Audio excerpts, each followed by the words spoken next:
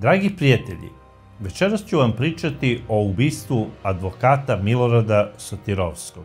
Verovatno su mnogi od vas čuli za ovaj slučaj koji je do dana današnjeg za mnoge ostao pod znakom pitanja. Ovo ubistvo se desilo daleke 1966. godine. Međutim, kasnije, kada je počelo suđenje u vezi istog, proglašeno je suđenjem decenije. I, kako su rekli, samo suđenja Draže Mihajlovića i suđenje nadbiskupa Stepinca su izazvala veću pažnju u posleratnoj Jugoslaviji do tog suđenja. Kasnije, kako su se dešavala, recimo, razna krivična dela, u nekakvoj hronologiji ovo ubistvo je na drugom mestu po interesovanju i spada u top 7. Najpre, ko je bio Milorad Sotirovski? Milorad Sotirovski je bio ugledni beogradski advokat. On je rođen 1924. godine u Bitolju, Makedonija.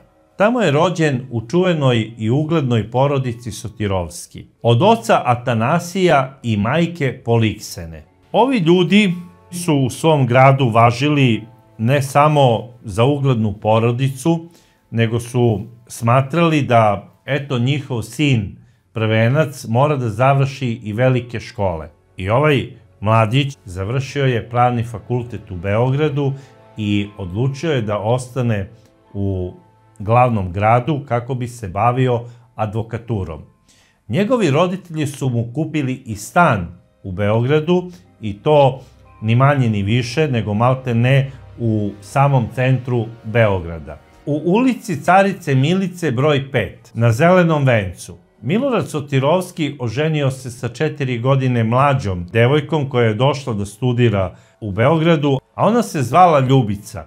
Rođena je 1929. godine i potiče sa juga Srbije. Ubrzo dobijaju i dete, dobijaju prvo sina, a kasnije dobijaju i ćerku. Inače, Ljubica, kako su je zvali iz Milošte Ljubka, ona je bila domaćica i nije radila. Zato što je zapravo njen suprug dobro zarađivao i on je smatrao da njegova žena nema potrebe da radi i da se tamo mota po nekim firmama. Njegovo mišljenje je bilo takvo. Po mom shvatanju, vrlo konzervativno i zaostalo, ali za Boga pričamo o 60. godinama prošlog veka. Inače, Ljubica je sve vreme tog života sa svojim suprugom Miloradom imala nekako kompleks od svog supruga, a bogami i od njegovih prijatelja, a i klijenata, zato što nije završila fakultet. I ona se nadala sve to vreme da jednog dana, kada deca budu onako malo više odrasla i kada budu počela sama da se snalaze oko odlaska i dolaska škola i kuća, ta relacija, da će ona obnoviti vanredno da studira fakultet i da će i ona jednog dana postati pravnica, kao i njen suprug. I smatram da je imala sa te strane onako normalno i dobro razmišljanje. Inače, Milorad Sotirovski je bio advokat koji se nije nešto isticao u nekim velikim sudskim parnicama po Beogradu i sporovima. On je više voleo nekako da radi slučajeve u provinciji. Odlazio je najviše da radi slučajeve u istočnoj Srbiji i to, kako je govorio, njegove omiljene lokacije su bile Kladovo, Zaječar, Negotin. Sada, mnogi se pitaju zašto baš ovi gradovi. Pa tih 60. godina upravo iz ovog dela Srbije najviše ljudi odlaze put inostranstva kako bi tamo radili, odnosno postaju gastarbajteri. I kad su se ohlebili, kada su došli do nekih para, počele su i one parnice sa rođacima oko imanja, oko svega i svačega, i tu je Sotirovski bio neprikosnoven, jer on je za njih bio veliki beogradski advokat. Čim stigne u Kladovo sa svojim BG tablama, kada se tamo parkira ispred suda, on je ostavljao utisak kao došao je veliki poznati advokat iz metropole i ono što on kaže, to je amin. I obično tako se i završavalo. Milorad je zapravo bio i lukav čovek. Kada kažem lukav, zašto lukav? Zato što je on imao dobre veze preko svojih ne makedonskih, nego cincarskih veza po raznim gradovima Srbije. To su ljudi koji su zapravo veoma uspeli u nekim svojim poslovima kojim su se bavili, pa na kraju krajeva i postali su u mnogim gradovima ugledne sudije. I preko tih cincarskih veza, što rođačkih, što prijateljskih, on je uspostavljao kontakte po tim sudovima širom Srbije i završavao je velike kombinacije. Da li su i te sudije bile u nekom talu sa njim, to je samo Milorad znao, ali ono što je on radio, to je zapravo bila prava umetnost. Prosto se govorilo da Milorad ne može da izgubi ni jedan spor, niti u Kladovu, niti u bilo kom delu istočne Srbije. Mnogi ti slučajevi koje je on vodio i završio u svoju korist, doveli su njega u situaciju da je dobio veliki broj prijatelja, ali bogami i neprijatelja. I kako su kasnije govorili neki njegovi poznanici, u jednom trenutku je čak počeo da zaobilazi Kladovo. Zato što su neki ljudi koji su izgubili sporove, a smatrali su da su bili u pravu, počeli da prete Miloradu Sotirovskom. Policija je znala za te događaje i za te slučajeve, a oko jednog velikog spora, oko neke kuće koju je trebao da reši sa nekim naslednicima iz Zaječara, koja je bila predmet sudskog spora, a nalazila se u najstružem centru Beograda, znači na Topličinom vencu, i koja je bila velika, imala je veliki stambeni prostor, a dole je imala veliki poslovni prostor. I sada taj poslovni prostor Milorad Sotirovski je uspeo da uknjiži na sebe. Kako? To je samo on znao. I šta se dešava? 62. godine, kada je ulazio u haustor svoje zgrade, to je bilo uveče negde oko 11 sati, nekoga je napao metalnom šipkom. I Milorad je počeo da zapomaže, počeo je da viče, pomoć, istrčale su komšije i odmah su pozvali policiju. Došla i policija, a napadač je pobegao sa lica mesta, ostavio je tu metalnu šipku, kasnije ga je policija i uhapsila i te 62. godine taj napad koji je imao Milorad Sotirovski u samom ulazu svoje zgrade gde je živeo, policija je zavela kao pokušaj ubistva. Kasnije napadač je pronađen, za pokušaj ubistva je osuđen na 3 godine zatvora. Postupak je bio u toku zato što je bio uložio žalbu Vrhovnom sudu i mislim da je ta kazna bila preinačena godinu dana zatvora sa 5 godina uslova. A šta se desilo sa tim lokalom, da li ga je Milorad prodao, to je samo on znao. I odmah posle tog napada Milorad je odlučio da kupi vatreno oružje. I ni manje ni više nego pištolj. To mu je sredio njegov poznanik, prijatelj, zemljak i naravno kolega sa fakulteta koji je radio u gradskom SUP-u 29. novembar u Beogradu. Dozvolu je dobio, ali sada se postavlja pitanje. Ako se radi o uglednom advokatu, zašto on mora sada da traži neke specijalne i posebne veze kako bi dobio dozvolu za pištolj? Doduše, u pitanju su još uvek 60. godine. Samo oni jako provereni ljudi po svim linijama mogli su da dobiju dozvolu za pištolj. I po partijskoj liniji, a i po svim drugim linijama morao je da bude podoban. A u slučaju Milorada Sotirovskog postojao je jedan veliki problem. Milorad je bio vrlo plahovit. Imao je vrlo nezgodnu narav. Voleo je da popije kada ode na te ručkove po kafanama posle tih sudskih sporova i neretko uz muziku upravo bi on bio inicijator i izazivač nekih tuča. Ne samo u Beogradu, nego malte ne po celoj Srbiji. I stizale su i prijave od policije, međutim, ovde je to neko cepao, imao je on to dobre veze, nije odgovarao, tamo su mu isto gledali kroz prste, ali da je voleo da se potuče u kafani, voleo je. I da nije bio podoban za nošenje vatrenog oružja, nije bio podoban.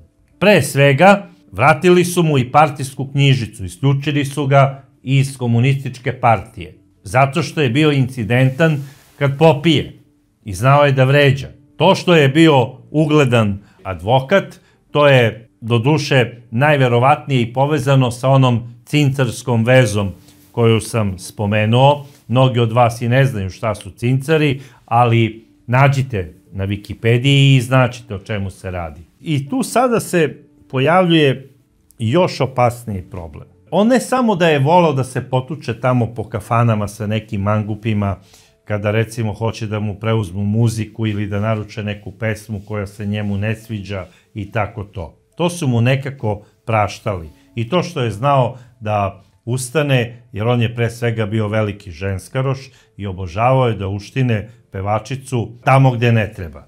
Znači, svašta se tu dešavalo, neretko je dobio i mikrofon po glavi ne od pevačice, nego od pevača i onda to posle, mislim, pevač završi kao Toma Zdravković u onom filmu Balkan Express. Međutim, ne samo to što je on voleo da napravi, znači te kafanske probleme, on je pravio probleme i u rođenoj kući. Kada se vrati posle tih kafanskih terevenčenja, on je znao da premlati svoju venčanu ženu, jadnu Ljubicu, i neretko je onako besan znao da joj naredi marš ono iz kuće i da izbaci i nju i decu iz kuće, gole i bose, bez obzira kakvi su vremenski uslovi napolju. Nekada je znao da pada sneg i Ljubica bi sa decom, tako kad izađe onako neprikladno obučena, znači u papučama, i ona bi tako pešice otišla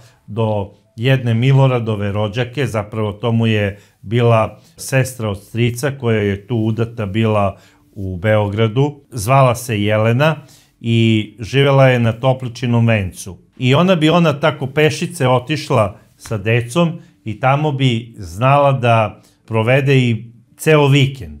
I tu je sa Jelenom razgovarala, jao šta ću, kako ću, da li da ga ostavim, gde da idem, nemam gde, ova sestro ćuti, eto takvi su ti svi Sotirovski. I upravo ta Jelena, Miloradova sestra od strica, je objašnjavala kakva je ta porodica Sotirovski. I onda bi se Ljubica, kada bi se Milorad izvinio, vratila u stan. I sada, kada su odlazili, recimo u posetu Miloradovim roditeljima dole u Bitolj, preko leta kada odu na neko vreme kako bi dole proveli slobodne dane, Milorad bi isto i u Bitolju odlazio da se vidi sa starim drugarima, pio je po kafanama, terevenčio i kada bi se vratio, ne samo što bi opet i dole išamarao i izudarao Ljubicu, nego bi izudarao i svoju rođenu majku Poliksenu, koja je štitila svoju snaju. A neretko se dešavalo da Ljubica sa svojom decom, zbog besa, kako bi izbegla bes svoga supruga, ode sa decom vozom za Bitolj, kod svoje svekrve. Jednom je čak bila odlučila i da ga ostavi. Međutim, majka ko majka uvek je na kraju na strani svoga sina. Ona je odmah telefonom zvala svoga sina, savjetovala ga je. On je odlučio da se izvini svojoj supruzi, kupio je neke poklone i za nju i za decu, otišao je za Bitolj, tamo su pregovarali, ona se nečkala, te hoće, te neće, vratio se Milorad sam za Beograd, Ljubica je ostala sa decom još nekoliko dana, međutim, po nagovoru svoje svekrve, odlučila je da se vrati svom suprugu. Jer shvatila je na kraju krajeva da ona nema gde da ode od Milorada i da joj tamo bude bolje. A ubrzo posle toga došla je i njena majka da ih obiđe u Beogradu i desio se još jedan neprijatni incident, jer Milorad je došao posle nekog suđenja veoma besan i pripit, da li je izgubio to suđenje ili nije prošao onako kako je zamislio, to je samo on znao, ali je bio strašno besan i istukao je svoju suprugu, a bogami i svoju taštu, zapravo Ljubičinu majku.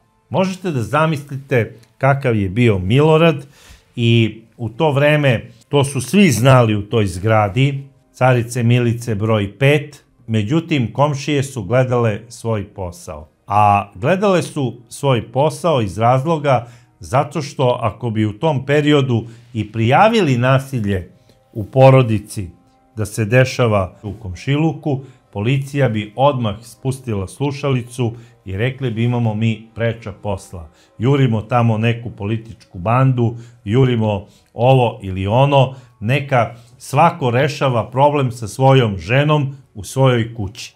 To su bile 60. godine u pitanju. A na kraju krajeva, komšije nikada nisu htjele da se zameraju Miloradu, jer nisu znale kada će im zatrebati besplatni advokatski savjet. Jer za Boga, on je ipak važio za jednog od uglednih beogradskih advokata.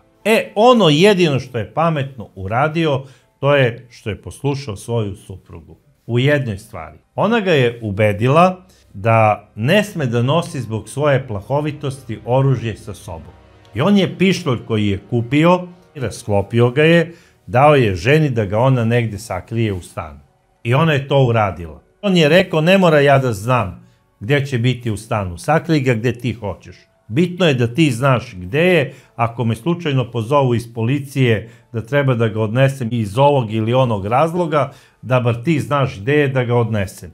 I ona ga je sakrila tamo na nekom mestu gde je ona odlučila i gde je smatrala da je najbezbednije i bila je srećna, zato što njen suprug ne nosi oružje sa sobom, jer se plašila da nekog ne ubije i da ne ode u zatvor.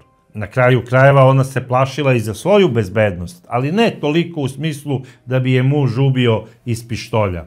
Ona se plašila da ako njen suprug ode u zatvor, ona ostaje bez prihoda, a njen muž je odlično zarađivao.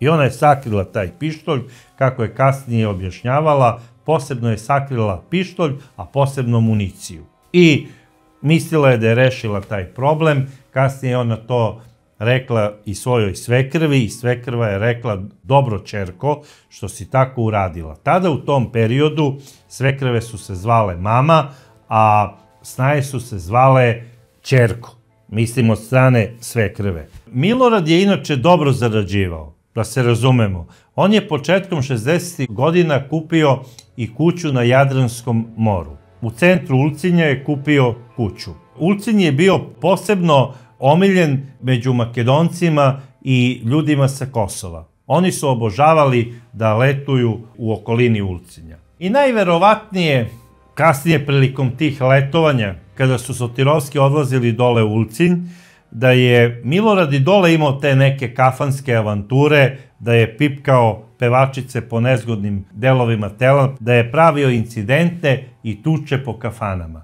I sigurno da se i dole zakačio sa nekim momcima i da su mu oni zapretili. I to baš kada je bila prisutna i Ljubica. Ona je kasnije pričala nekim svojim rođakama i prijateljima, plašim se samo da ovo sa Arnautima što se zakačio dole po Ulcinju ne izađe po zlu za Milorada. I Milorad je počeo da izbegava odlazak za Ulcinj dok se ti njegovi incidenti ne zaborave. Zapravo, ubeđen sam da je on tamo nešto dobro zabrljao. Da Boga mi i sigurno je nekoga gadno uvredio. Među lokalnim stanovnicima, koji su uglavnom u Ulcinju Albanci, to je poznato. I baš te 66. godine, u julu mesecu, Ljubica sama odlazi sa decom na more u Ulcinj, a došli su tamo i Miloradovi roditelji.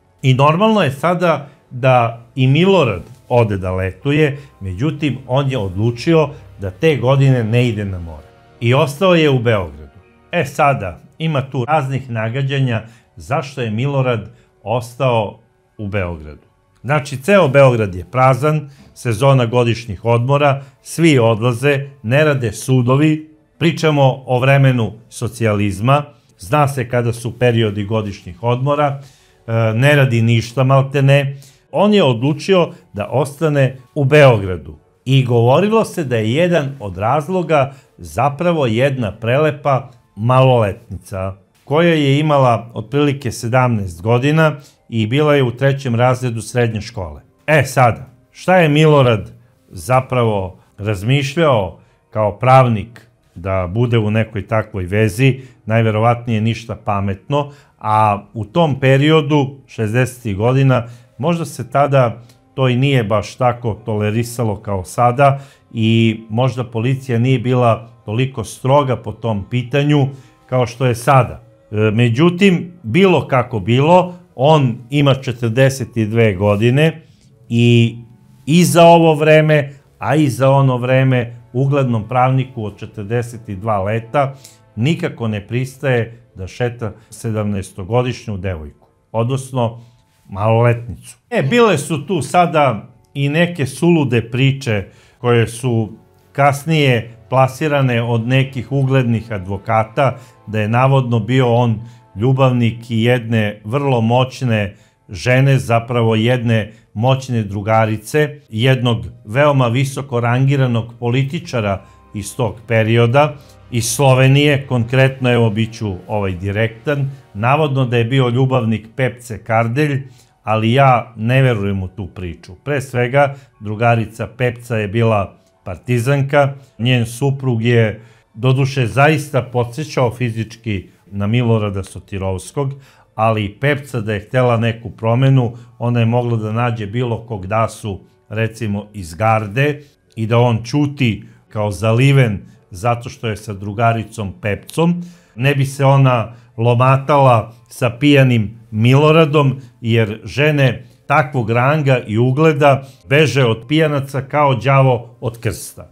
Takvoj ženi koja ima muža na takvom mestu, znači drugi čovek je države, upravo se tada desila ona Brionska sednica, jer kao što svi znamo, 1. jula 1966. godine održan je čuveni Brionski plenum, kada je smenjen Aleksandar Ranković i na njegovo mesto je doveden drug Edvard Kardelj. I pretpostavljam da je i on, a i njegova porodica bila pod budnim okom tadašnjih službi bezbednosti, jer postao je drugi čovek države. I ne verujem da bi drugarica Pepca švrljala po Beogradu tamo po kafanama, obično po proleću, gde je voleo da sedi Milorad Sotirovski i dole u kafani Beli grad, ili ne daj Bože kod Poslednje šanse. To apsolutno ne dolazi u obzir, znači to su gluposti. Ja mislim da su to samo tračevi koji je konkretno izmislio gospodin Veljko Guberina, iz nekog razloga. Sada, da se mi sa sunčanih Briona vratimo u Beograd i da vidimo šta se dešava u stanu gospodina Milorada Sotirovskog. 21. jula 1966. godine. Tog dana je bio nezapamćeni vetar i pljusak u Beogradu. Maltene celog dana je duvao vetar i padala je kiša i grad. Smenjivali su se čas grad, čas kiša. Kada se to nevreme završilo, svi stanari su otvorili nekako prozore kako bi im ušao svež zrak, a izašla sparina iz stanova. I to su i uradili stanari Carice Milice broj 5, to je znači jedna petospratnica, koja je u svojoj sredini imala svetlarnik i svi ti prozori i terase iz tih stanova, znači iz te zgrade, gledali su ka unutrašnjem dvorištu, koje je bilo zapravo ograđeno tom zgradom na neki način i bilo je malo, prelepo i akustično. Sve maltene što se govori malo jače u nekom stanu, odzvanjalo bi u dvorištu. I kao što sam rekao, Milorad Sotirovski imao je kancelariju u svom stanu, koja je isto tako gledala ka dvorištu. I upravo kada su svi otvorili prozore kako bi im ušao svež vazduh i kako bi izašla sparina, Stamenija Nikolić sa drugog sprata čuje strašnu buku iz advokatske kancelarije svoga komšije Milorada. Naime, kako ona kaže, jedan mladi bračni par bio je došao kod advokata, tačno u 18 časova, i izbila je žučna svađa između to dvoje supružnika. Sigurno se radilo o paru koji je planirao razvod. I kako ona kaže, ona je čula da se oni svađaju i između sebe, a i sa advokatom Sotirovskim. Čiji je tačno Milorad bio advokat, da li od gospođe ili od gospodina, to je samo znao Milorad i to dvoje mladih ljudi. Svađa je trajala nekih pola sata, posle toga, kako je rekla gospođa Nikolić, svađa je prestala i u dvorištu je zavladao mir. Mir ne samo da je zavladao u dvorištu i u svim stanovima, zavladao je i u stanu gospodina Milorada Sotirovskog. Naime, on se spremao da gleda dnevnik, to je bila velika privilegija u tom periodu 60. godina da neko ima TV u stanu, i pre toga ga je obavestio njegov veliki kućni prijatelj, inženjer Vladimir Lepojević. Telefonom ga je obavestio da će doći kod njega oko 7:30 kako bi zajedno gledali dnevnik, kako bi malo pričali, jer se Vladimir sprema da ide put Jadrana kako bi proveo letnji odmor sa porodicom dole u okolini Dubrovnika. Kako je sam rekao, hteo je da s njim popriča oko nekih pravnih saveta, da mu da Milorad, zato što je imao problem oko podele neke imovine. Sada da vam objasnim kako zapravo izgleda taj stan Milorada Sotirovskog. On je imao 2 ulaza. A zašto? Zato što je jedan deo stana pretvorio u kancelariju. To se nekada zvalo devojačkom sobom. I kako se ulazi sada u stan Milorada Sotirovskog? On je imao glavni ulaz i velika vrata u koja se ulazi iz glavnog hodnika. A na mala vrata i u advokatsku kancelariju ulazilo se preko terase. Ide se znači terasom, dolazi se do vrata i ulazite pravo u kancelariju. I tu iz kancelarije imate još jedna vrata koja vode u kuhinju, dnevni boravak i u drugi deo stana. To je ta priča. I gospodin Lepojević je ušao preko tih takozvanih malih vrata, odnosno kancelarijskih vrata, jer je očekivao da je Milorad u kancelariji. Jer mu je rekao da će imati neke klijente. Onaj mladi par koji se posvađao i otišao je ranije. I Milorad je bio u dnevnom boravku. I kada je inženjer Lepojević ušao u kancelariju, on je svoj kišobran odložio u držač za kišobrane, znači pošto nije zvonio, javio se samo onako povikom: domaćine, da li si tu? Naravno, Milorad ga je čuo, otvorio je vrata, došao je, pozdravili su se, poželio mu je dobrodošlicu i pozvao ga je da mu se pridruži u dnevnom boravku kako bi gledali dnevnik.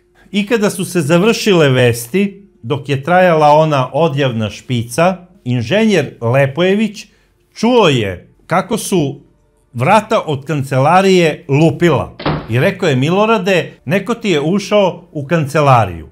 Milorad ga je samo pogledao, kaže: ne brini prijatelju, popiti čašicu viskija bez problema jer ne očekujem nikoga. To je najverovatnije od ove promaje, pošto su sada svi otvorili prozore, nekome lupio prozor. I nastavili su dalje da gledaju večernji program koji se završio u 22 časa.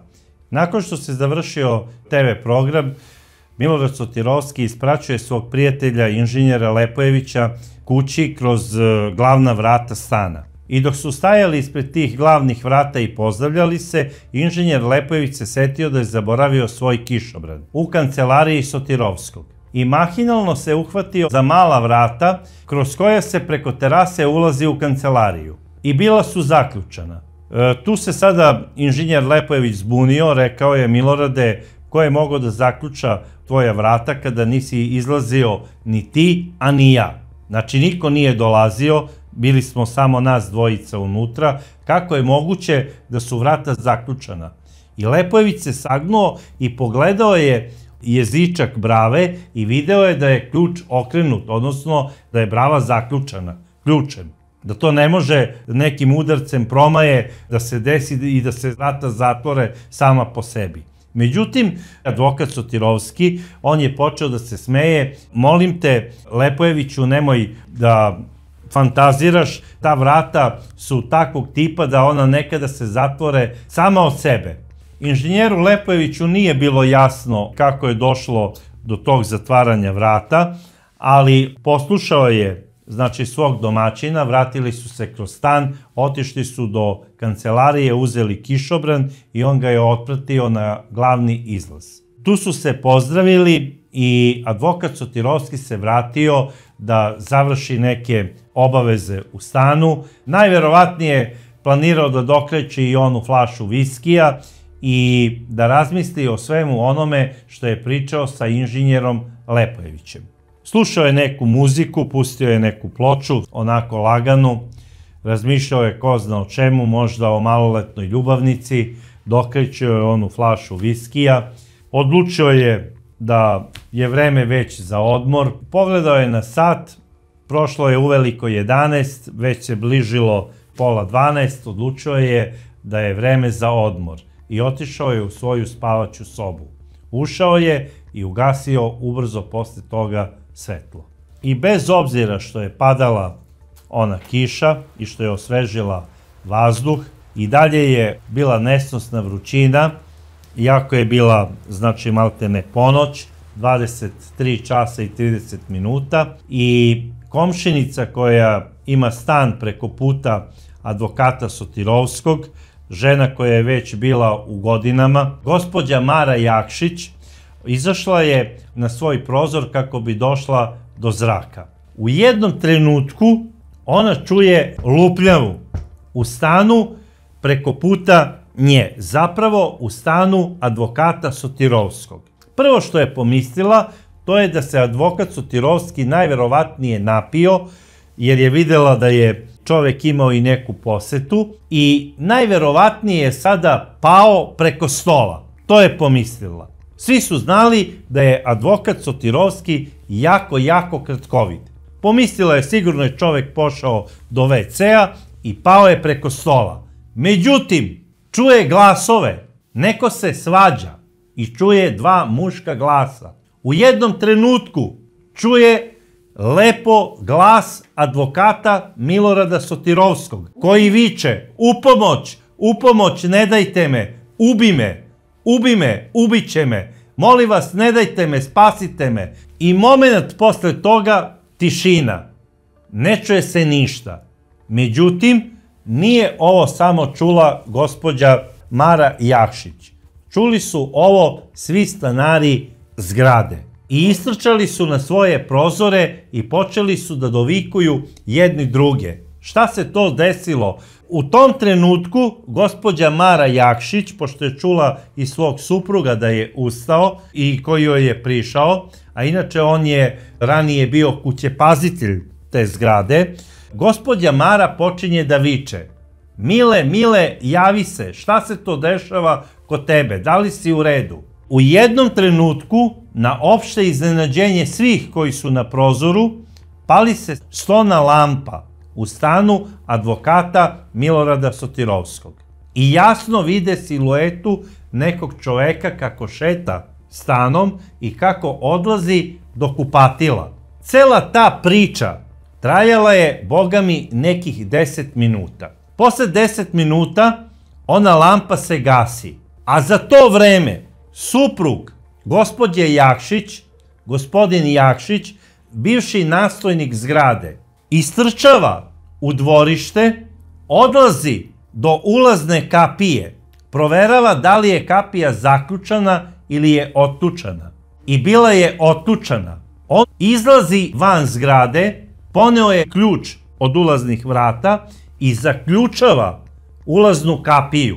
Kreće da trči ka pijaci Zeleni venac sa pretpostavkom da se tamo sigurno nalazi neka policijska patrola i počinje da viče iz sve glasa: milicija, milicija, dođite brzo, u zgradi imamo lopova. A u tom trenutku Đorđe Perišić, koji je živeo na 4. spratu, silazi 2 sprata niže do svoje komšinice za koju je znao da ima telefon, ulazi kod nje u stan i telefonom poziva gradski SUP i prijavljuje događaj, odnosno prijavljuje da se nešto strašno desilo u stanu Milorada Sotirovskog.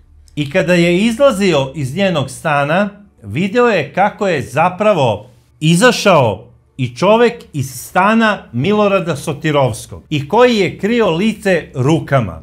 I u jednom trenutku njemu se učinilo da je taj mladić visok, učinilo mu se da ima oko 30 godina, da ima crnu kosu i da ima odelo od listera, grao boje, koje je na leđima isflekano flekom najverovatnije od farbe sa zida. Isti je, ne trčeći, nego užurbanim korakom išao ka ulaznim vratima dvorišta i na opšte zaprepašćenje svih izvadio je iz svog džepa ključ, otključao je ulaznu kapiju i izašao na ulicu i krenuo put pijace Zeleni venac, odnosno ka Brankovoj ulici. E sada, gospodin Jakšić, koji je izašao vani i koji viče milicija, milicija, video je da je sada čovek izašao iz njihove zgrade i on je znao da je to lopov koji se nalazio u stanu Milorada Sotirovskog. I počinje da viče: ljudi, držte lopova, lopov je pokrao stan gospodina Sotirovskog. I šta se dešava? Upravo tada staje autobus koji je došao iz Zemuna. Tu je autobuska stanica na uglu Brankove ulice i ulice Carice Milice. Staje autobus, izlaze ljudi iz autobusa i faktički vide čoveka koji ide užurbanim korakom, a iza njega ide grupa ljudi koja viče: držite lopova, držite lopova. U tom trenutku jedan gospodin je smogao snage, prišao je čoveku koji je prolazio, odnosno mladiću koji je prolazio i pokušavao da sakrije lice, i udario ga je svojom torbom koju je nosio u rukama. I u tom trenutku mladić je samo pogledao gospodina koji ga je udario torbom i vidjelo se njegovo lice. Posle toga je taj isti mladić otišao put ruševina koje su se nalazile u Brankovoj ulici i tu mu se gubi svaki trag. 2 minuta posle toga dolaze 2 patrole policije koje su pokušale da pronađu lopova tu u ruševinama u Brankovoj ulici, ali nisu pronašle nikog.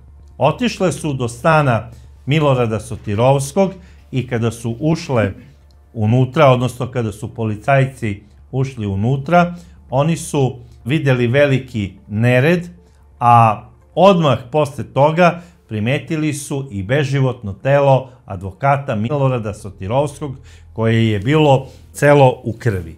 I odmah su pozvali radio vezom, pojačanje, i pozvali su ekipu kako bi se uradio uviđaj. Ujutru, iako policija nije dala nikakvu zvaničnu vest, malte ne sve novine, a posebno Večernje novosti, objavile su da je u ulici Carice Milice, broj 5, ubijen poznati beogradski advokat Milorad Sotirovski.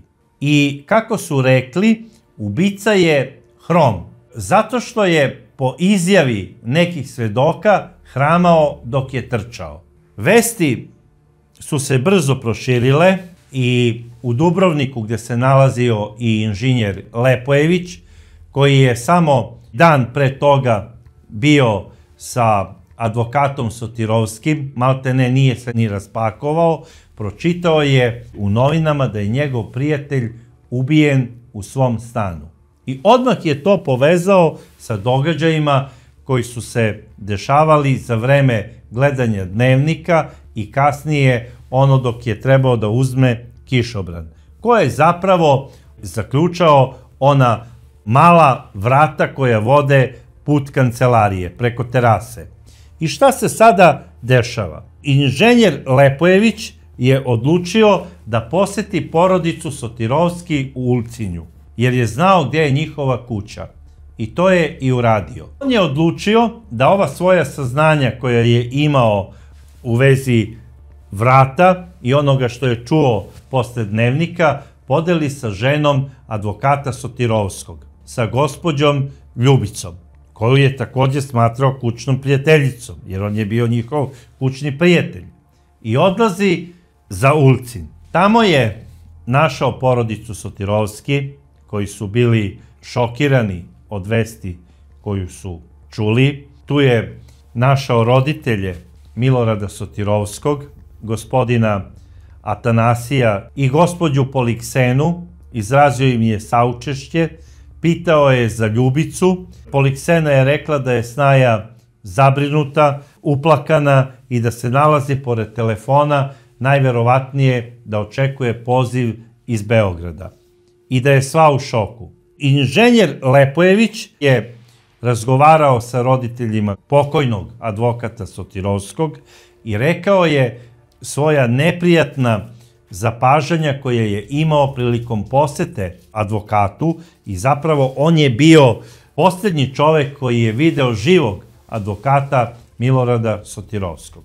Majka Poliksena je rekla da je Snaja pored telefona zato što očekuje vesti non stop da neko javi šta se događa, da li iz policije, da li sa obdukcije, da li od familije, jer oni su počeli već da se organizuju, da idu za Beograd kada im javi iz policije da treba da dođu, kako bi uzeli telo pokojnog Milorada, jer javili su isto familiji u Bitolju da organizuju sahranu.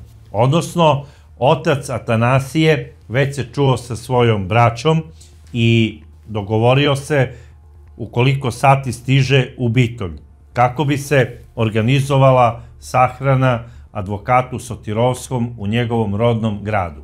Porodica je normalno odlučila da ga tamo sahrani.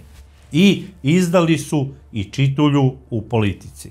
Naravno, otac Atanasije zahvalio se Lepojeviću i rekao mu je da sva saznanja koja ima prenese policiji u Beogradu. I naravno, to je gospodin Lepojević i uradio. Porodica Sotirovski se organizovala kako je zamislila kada su dobili odobrenje od policije i od suda da preuzmu iz gradske mrtvačnice telo svog pokojnika posle odrađene obdukcije. Preuzeli su ga i odveženo je za Bitolj gde je uz najveće počasti sahranjeno. Kompletna porodica Sotirovski i ceo Bitolj je prisustvovao ovoj sahrani. I Milorad Sotirovski je sahranjen na porodičnoj parceli. Međutim, time se nije završila priča. Zapravo, priča je tek počela. Ko je ubio Milorada Sotirovskog? Policija je pokrenula jednu veoma veliku potragu za ubicom. Obavljen je operativni i informativni razgovor sa, verovali ili ne, sa 10.000 ljudi koji su bili bezbednosno interesantni u tom trenutku u Beogradu. To je jedan ogroman broj ljudi. U to vreme se znalo sledeće, da je ubica najverovatnije star između 25 i 30 godina, da je visok negde oko 1,85 m, da ima smeđu ili crnu kosu. I neki ljudi su ga čak opisali kao malo preplanulog, što za leto nije ni čudno. Zapravo, radi se o 21. julu.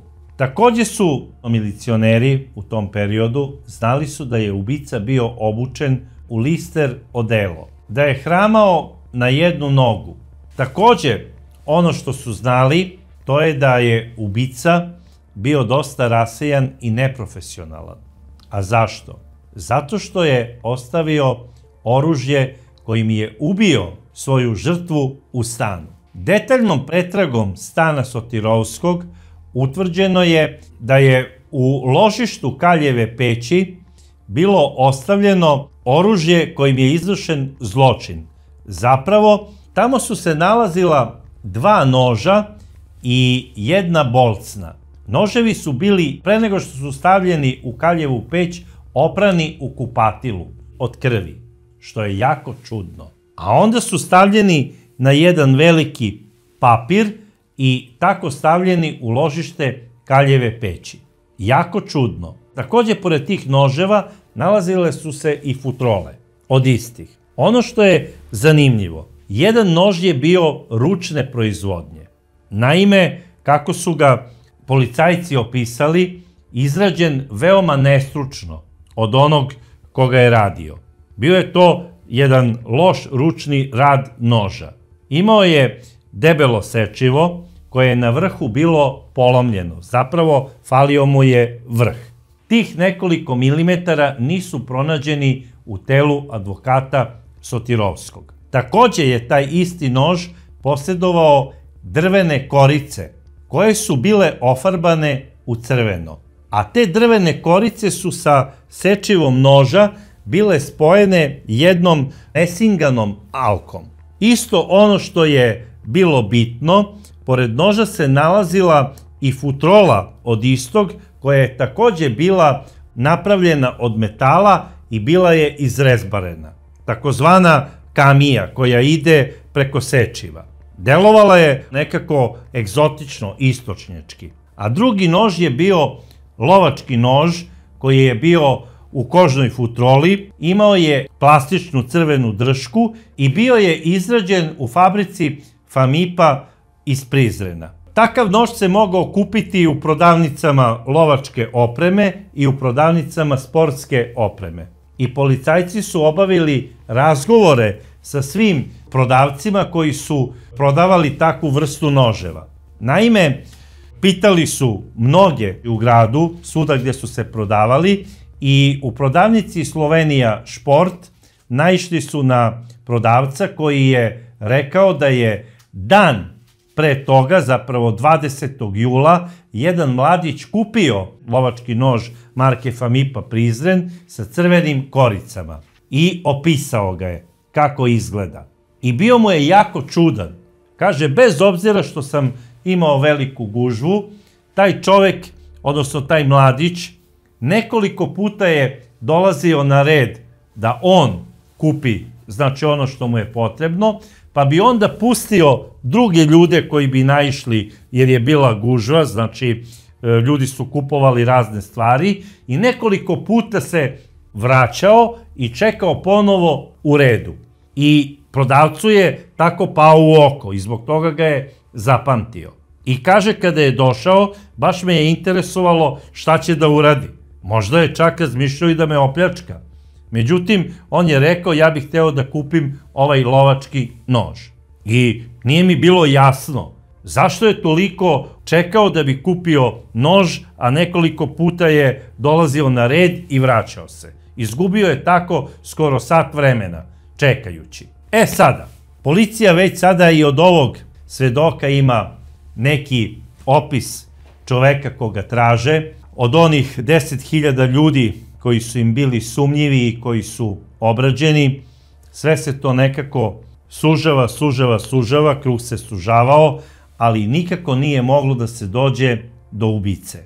Vreme je prolazilo. Obavljeni su razgovori, naravno i sa članovima porodice, pre svega sa suprugom, odnosno sa udovicom Ljubicom Sotirovski. Takvi razgovori nekada znaju da budu i neprijatni, jer islednici koji rade takve slučajeve, koji tragaju za ubicom, pre svega traže i motiv. I nekada znaju da postave i vrlo nezgodna pitanja. Jedno od pitanja koje su postavili Ljubici Sotirovski je bilo i to da li ona ima možda ljubavnika. Ona je rekla da nema ljubavnika, da je ona bila verna svom suprugu i da je majka 2 dece i da ona nema vremena da ima ljubavnika i da je ona domaćica. Naravno, pitali su je da li je njen suprug njoj pričao, da li on ima slučajno neprijatelja nekog, da li je možda imao neke neprijatne situacije. Ona ih je podsjetila na događaj 62. godine, kada je njen suprug napadnut u haustoru zgrade. Oni su rekli da oni znaju o čemu se radi i da taj čovek sigurno nije izvršio ovo krivično delo, jer znaju zapravo gde se i nalazi u tom trenutku i da on nije u pitanju. Pitali su da li ima možda neku drugu ideju ko bi mogao da uradi to krivično delo. Ona je rekla da najverovatnije neko od njegovih neprijatelja, možda iz Kladova, Zaječara, Negotina ili nekog drugog grada gde je išao da radi te sudske postupke. Faktički, ono što je rekla Ljubica, ništa nije moglo da navede policiju na neki trag. Međutim, policija je i dalje radila svoj posao, a Ljubica je naravno nastavila da živi sa svojom porodicom. Razgovarali su oni i sa ocem Milorada Sotirovskog, sa gospodinom Atanasijem, koji je rekao da nije siguran tačno koliki je novac imao njegov sin u stanu u tom trenutku, ali da pretpostavlja da se radilo o cifri koja je iznosila nekoliko stotina hiljada dinara, a možda i ceo milion, što je za ono vreme bio prilično veliki novac. Međutim, Ljubica Sotirovski je u razgovoru sa članovima familije pokojnog Milorada imala vrlo zanimljive i čudne razgovore. U jednom trenutku je njegovoj sestri od strica i rekla, eto, došli su mu glave oni koji su ga i jurili i ostavili su potpis da su oni izvršili ovo krivično delo. Na pitanje ko su ti ljudi, Ljubica je rekla, to su Arnauti. Ubili su ga Arnauti i ostavili su potpis, jer tako oni rade. Kada nekoga ubiju, da bi se znalo da su to uradili oni su ostavili te noževe. I bila je zapravo ta rukom iskovana kama i bio je nož Famipa Prizren.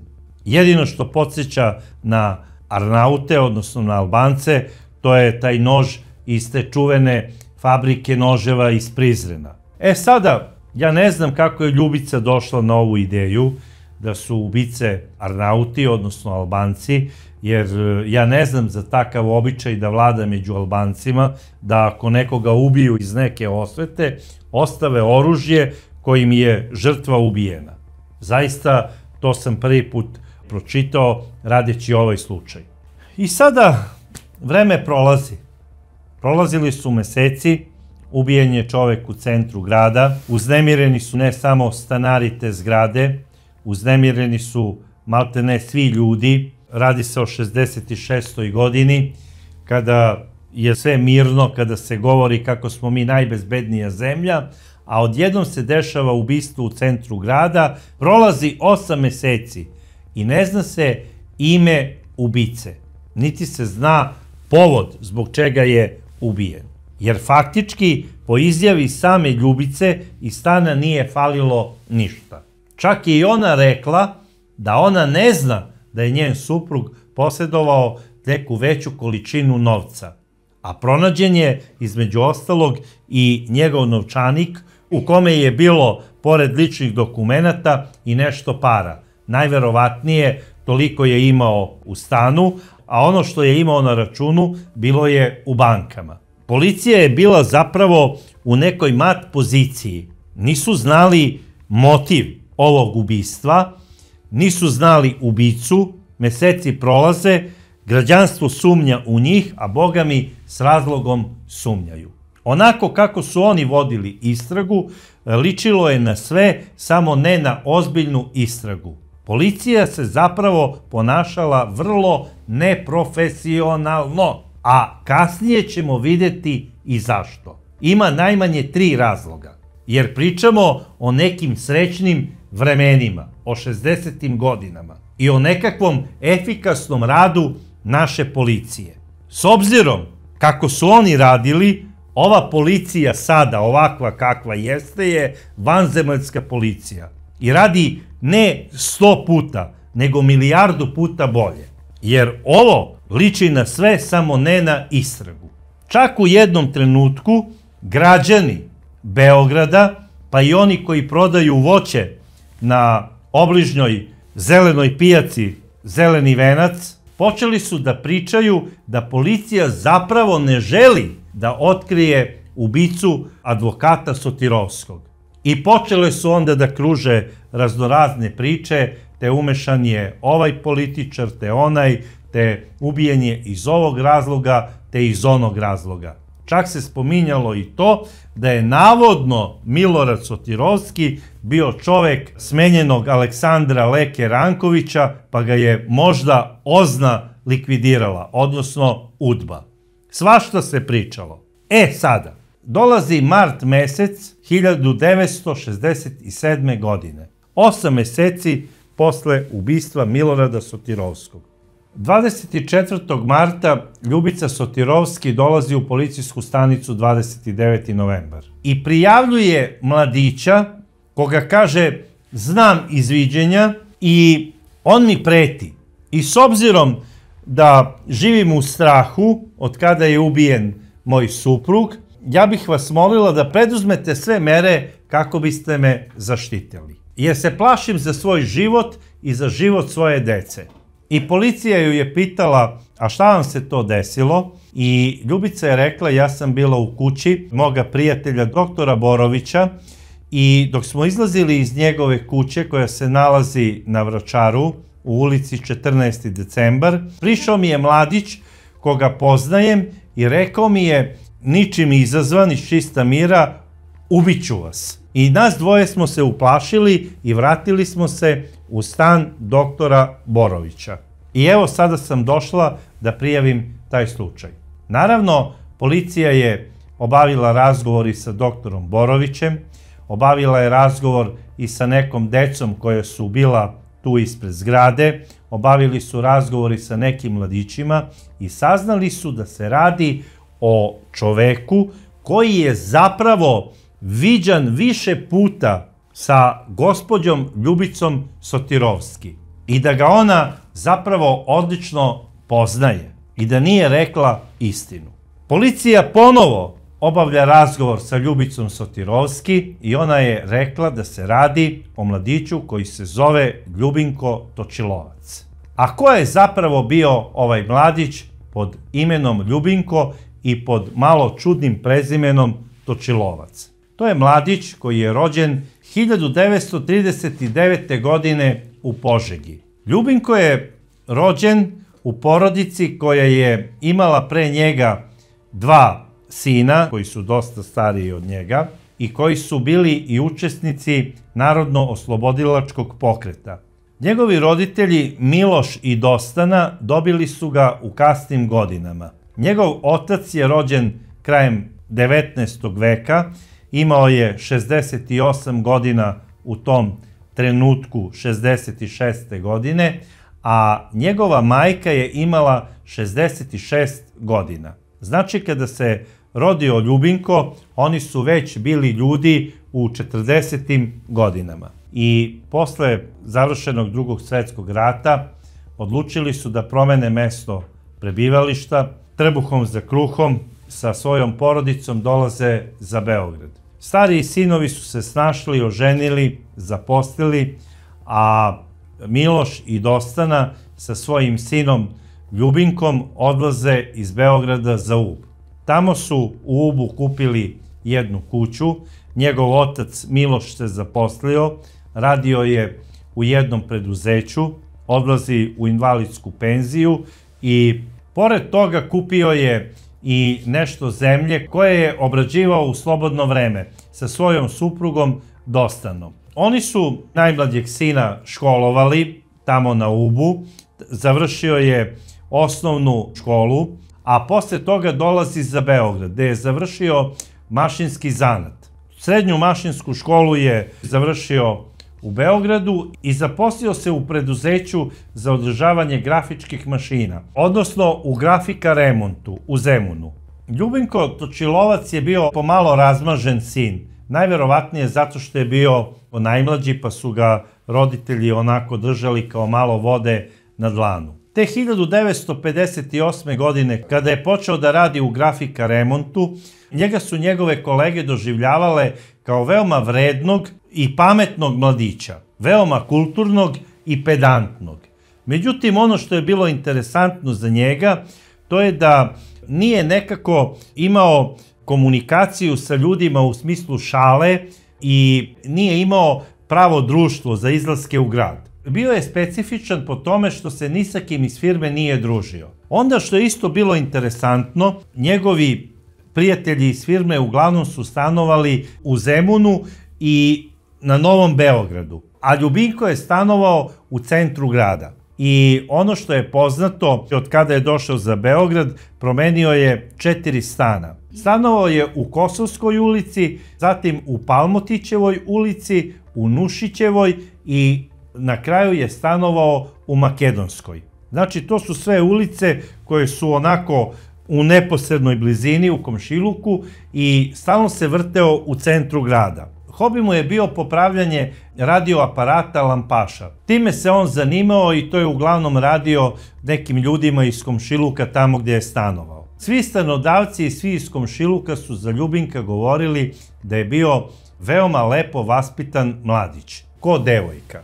A na kraju krajeva, kako su ga mnogi opisivali kasnije, Ljubinko je imao tu devojačku lepotu, a što se tiče pedantnosti, jeste bio pedantan i voleo je lepo da se oblači, voleo je da kupi lepo odelo, lepe cipele i voleo je tako da prošeta centrom grada.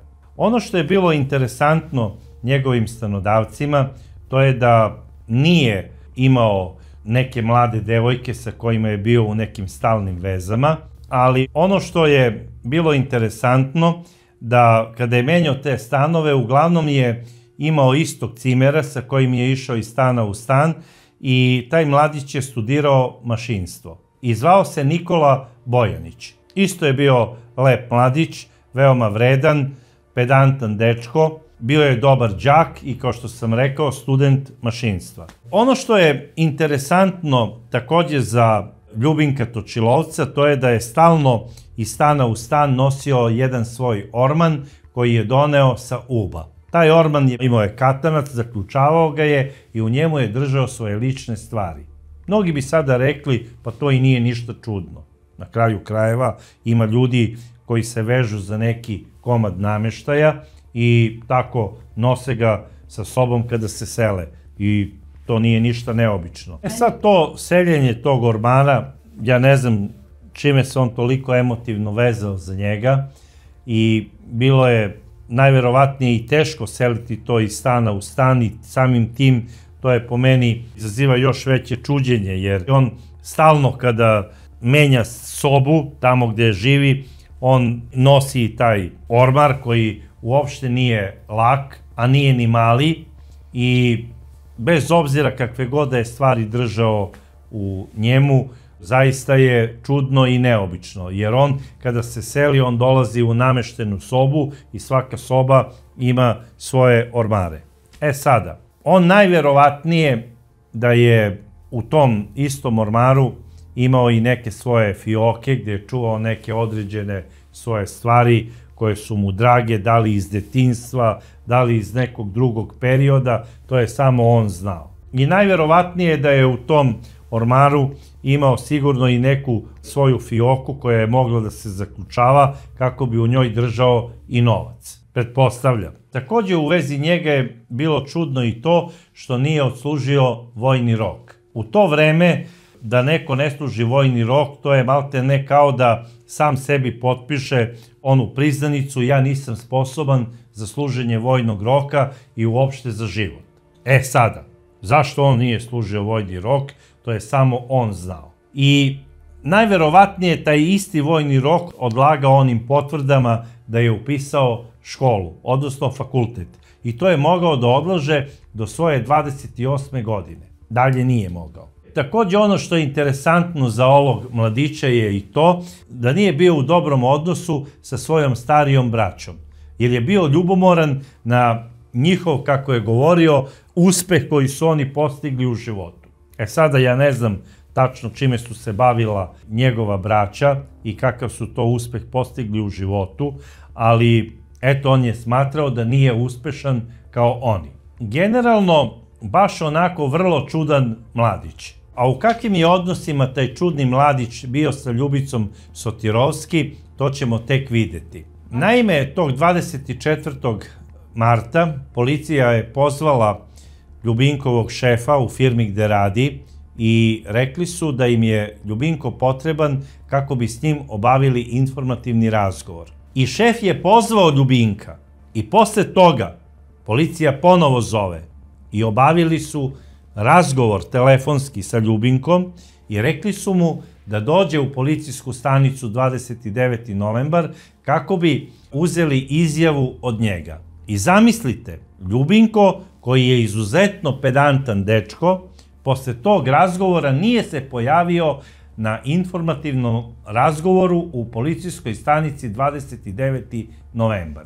Zaboravio je ili ne znam šta. A slobodno mogu reći da je jako teško da zaboravite ako vas pozove policija. Jer pretpostavljam da policija ne zove svakog dana nekog kako bi mu rekla dođi na informativni razgovor. Pa mu je to sasvim normalno i onda zaboravi da su ga zvali. Mislim, krajnje neobično i neodgovorno za jednog takvog pedantnog mladića. I šta se dešava? Pošto se nije pojavio, sutradan je policija poslala patrolu i Ljubinka su iz firme priveli u policijsku stanicu kako bi obavili razgovor. I naravno, čim je Ljubinko priveden u policijsku stanicu, inspektor ga je pitao, momče, kakve ti veze imaš uopšte sa gospođom Ljubicom Sotirovski? I Ljubinko kao i Stopa je rekao, ja sam njen ljubavnik. I mi smo u vezi već nekoliko godina. Inspektor je bio iznenađen. Odmah je pozvao gospođu Ljubicu Sotirovski i rekao je da dođe i ona do policijske stanice. I ona je to i uradila. Došla je i inspektor postavio je pitanje da li ona poznaje ovog mladića koji se tu nalazi. Ona je rekla da. Čuli smo da ste vi u emotivnoj vezi, da li je to tačno? Kaže, bili smo, sada više nismo. To je rekla gospođa Ljubica Sotirovski. E sada, počeli su priču u vezi toga kako je on njoj pretio. I Ljubinko je doslovce objasnio da je on bio tog dana, kako je rekla Ljubica, ispred zgrade na Vračaru u ulici 14. decembra i da je video doktora i Ljubicu Sotirovski, ali nije on rekao ubiću vas, nego su neka deca igrala fudbal tu u dvorištu i neko od dečaka je rekao drugim dečacima ubiću vas. I da je to Ljubica pogrešno shvatila, da to nije bio njegov glas. Naravno, Ljubica je sve to saslušala i rekla je inspektoru da je to vrlo moguće, jer je bila zaista velika grupa dece i da je moguće da je neko od dečaka doviknuo drugim dečacima ubiću vas. I da ona nije sigurna da je to čula od Ljubinka Točilovca. Inspektor se nasmešio, rekao je dobro, u redu je, i rekao je Ljubinku da je slobodan. Pustili su Ljubinka da ide svojim poslom i naravno pustili su iz policijske stanice i gospođu Sotirovski. Međutim, ono što je inspektor uradio, pozvao je maltene čitav tim da ispitaju detaljno sve o Ljubinku Točilovcu, gde se kretao, šta je radio i šta se s njim dešavalo u zadnjih godinu dana. Takođe i sa gospođom Sotirovski. Posle saznanja da je Ljubica Sotirovski bila u emotivnoj vezi sa Ljubinkom, policija kreće operativni rad da sazna s kim se to sve družio Ljubinko i kakve je možda tajne imao on, a da to recimo nije izneo na tom saslušanju. A šta je zapravo bilo sumnjivo operativcima beogradske policije? Kada su 8 meseci pre ovog događaja ispitivali gospođu Ljubicu Sotirovski, oni su je lepo pitali, gospođo, da li vi možda imate nekog emotivnog partnera i da li ste možda u vezi sa nekim? Ona je odlučno rekla ne. E sada, ona dolazi u policijsku stanicu i za čoveka koga je prijavila da joj je pretio ubistvom, u smislu ubiću te, ona kaže da, ja sam sa njim bila u vezi nekoliko godina. potvrđuje njegovu izjavu.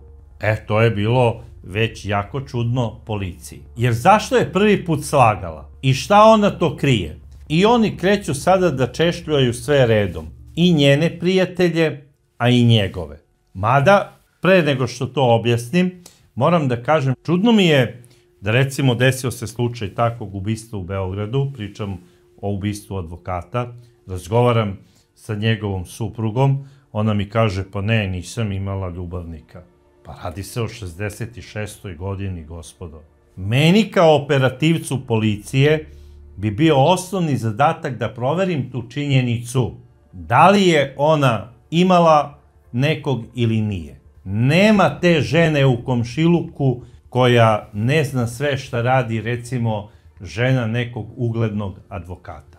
I došao bi do saznanja da me gospođa laže. To se radi od kada ja znam za policiju.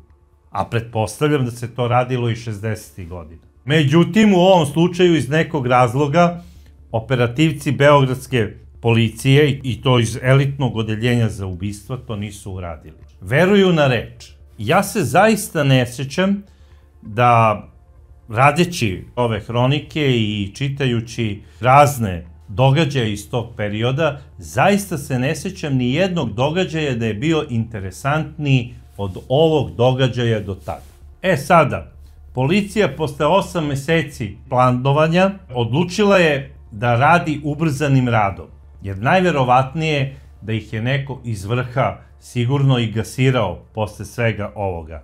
I šta se dešava? Odmah zovu prvog stanodavca gde je Stočilovac stanovao na informativni razgovor. I s obzirom da je gospođa koja je bila vlasnik stana, najverovatnije u tom periodu bila nešto bolesna, nije mogla da dođe, došla je njena ćerka, gospođa Pradl. To je bila gospođa kod koje je Stočilovac stanovao u Kosovskoj ulici.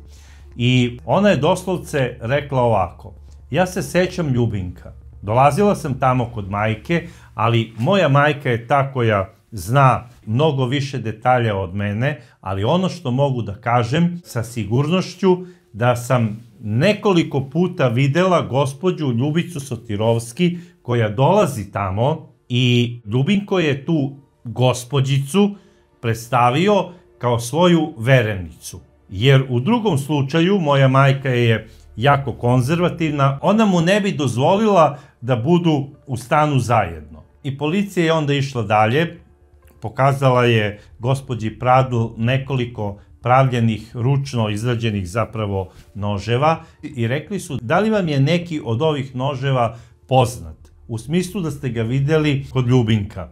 Ona je rekla, meni je zaista žao, ja nikada njega nisam videla sa nožem i o tome ne bih mogla da pričam. I naravno, policija se zahvalila na saradnji i gospođa Pradl je otišla kući. Posle toga policija poziva sledećeg Ljubinkovog stanodavca, odnosno Milorada Gavrilovića iz Kosovske ulice. Milorad je doslovce ponovio sve ono što je rekla i gospođa Pradl, a to je da je Ljubinko bio izuzetno pedantan dečko, da je stalno, kad bi se selio, donosio neki veliki orman, da je imao dosta svojih stvari u tom ormanu, da je zapazio da je imao jedno lister odelo, grao boje, da je takođe zapazio da ima nešto alata u tom ormaru, zato što je Ljubinko popravljao neke radio aparate, to mu je bila obsesija, i rekao je da ima i cimera i da je sa njim stanovao u toj sobi sa kojim je došao iz prethodnog stana i on ih je baš onako zgotivio, jer su obojica bili izuzetno pedantni momci. Takođe je potvrdio da je tada upoznao gospođu Sotirovski, koja mu se tada predstavila kao Ljuba. Tražila je nekoliko puta, rekao je nisam siguran da li je dolazila 4 ili 5 puta kako bi tražila Ljubinka. Što znači da je dolazila u taj stan u Kosovskoj ulici. A onda su mu pokazali i one ručno izrađene noževe, njih 8, bar tako je on sam rekao, kasnije na suđenju, i rekli su da li vam je možda poznat neki nož od ovih, da ste ga videli kod Ljubinka.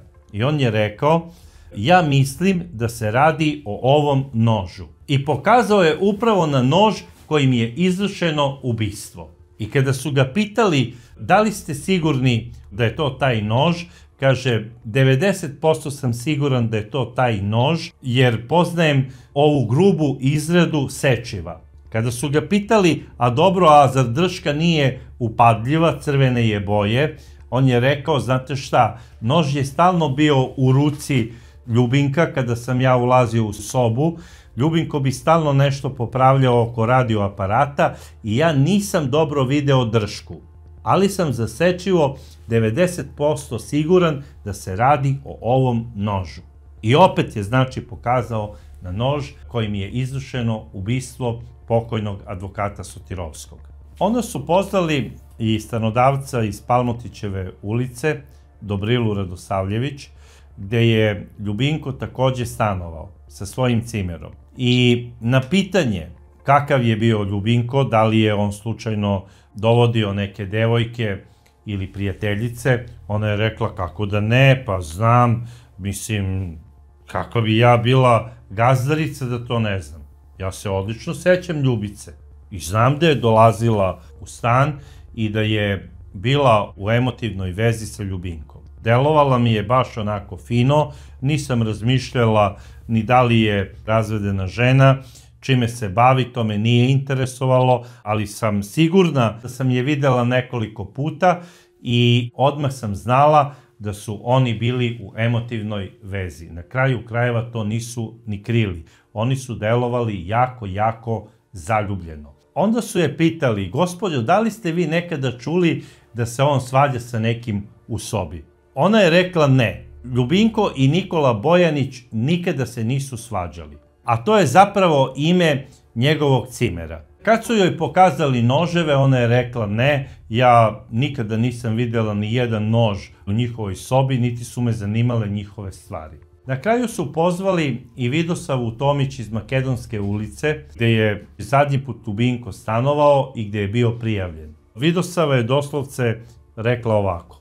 Ljubinko je bio izuzetno pedantan dečko, stanovao je sa Nikolom Bojanićem kod mene.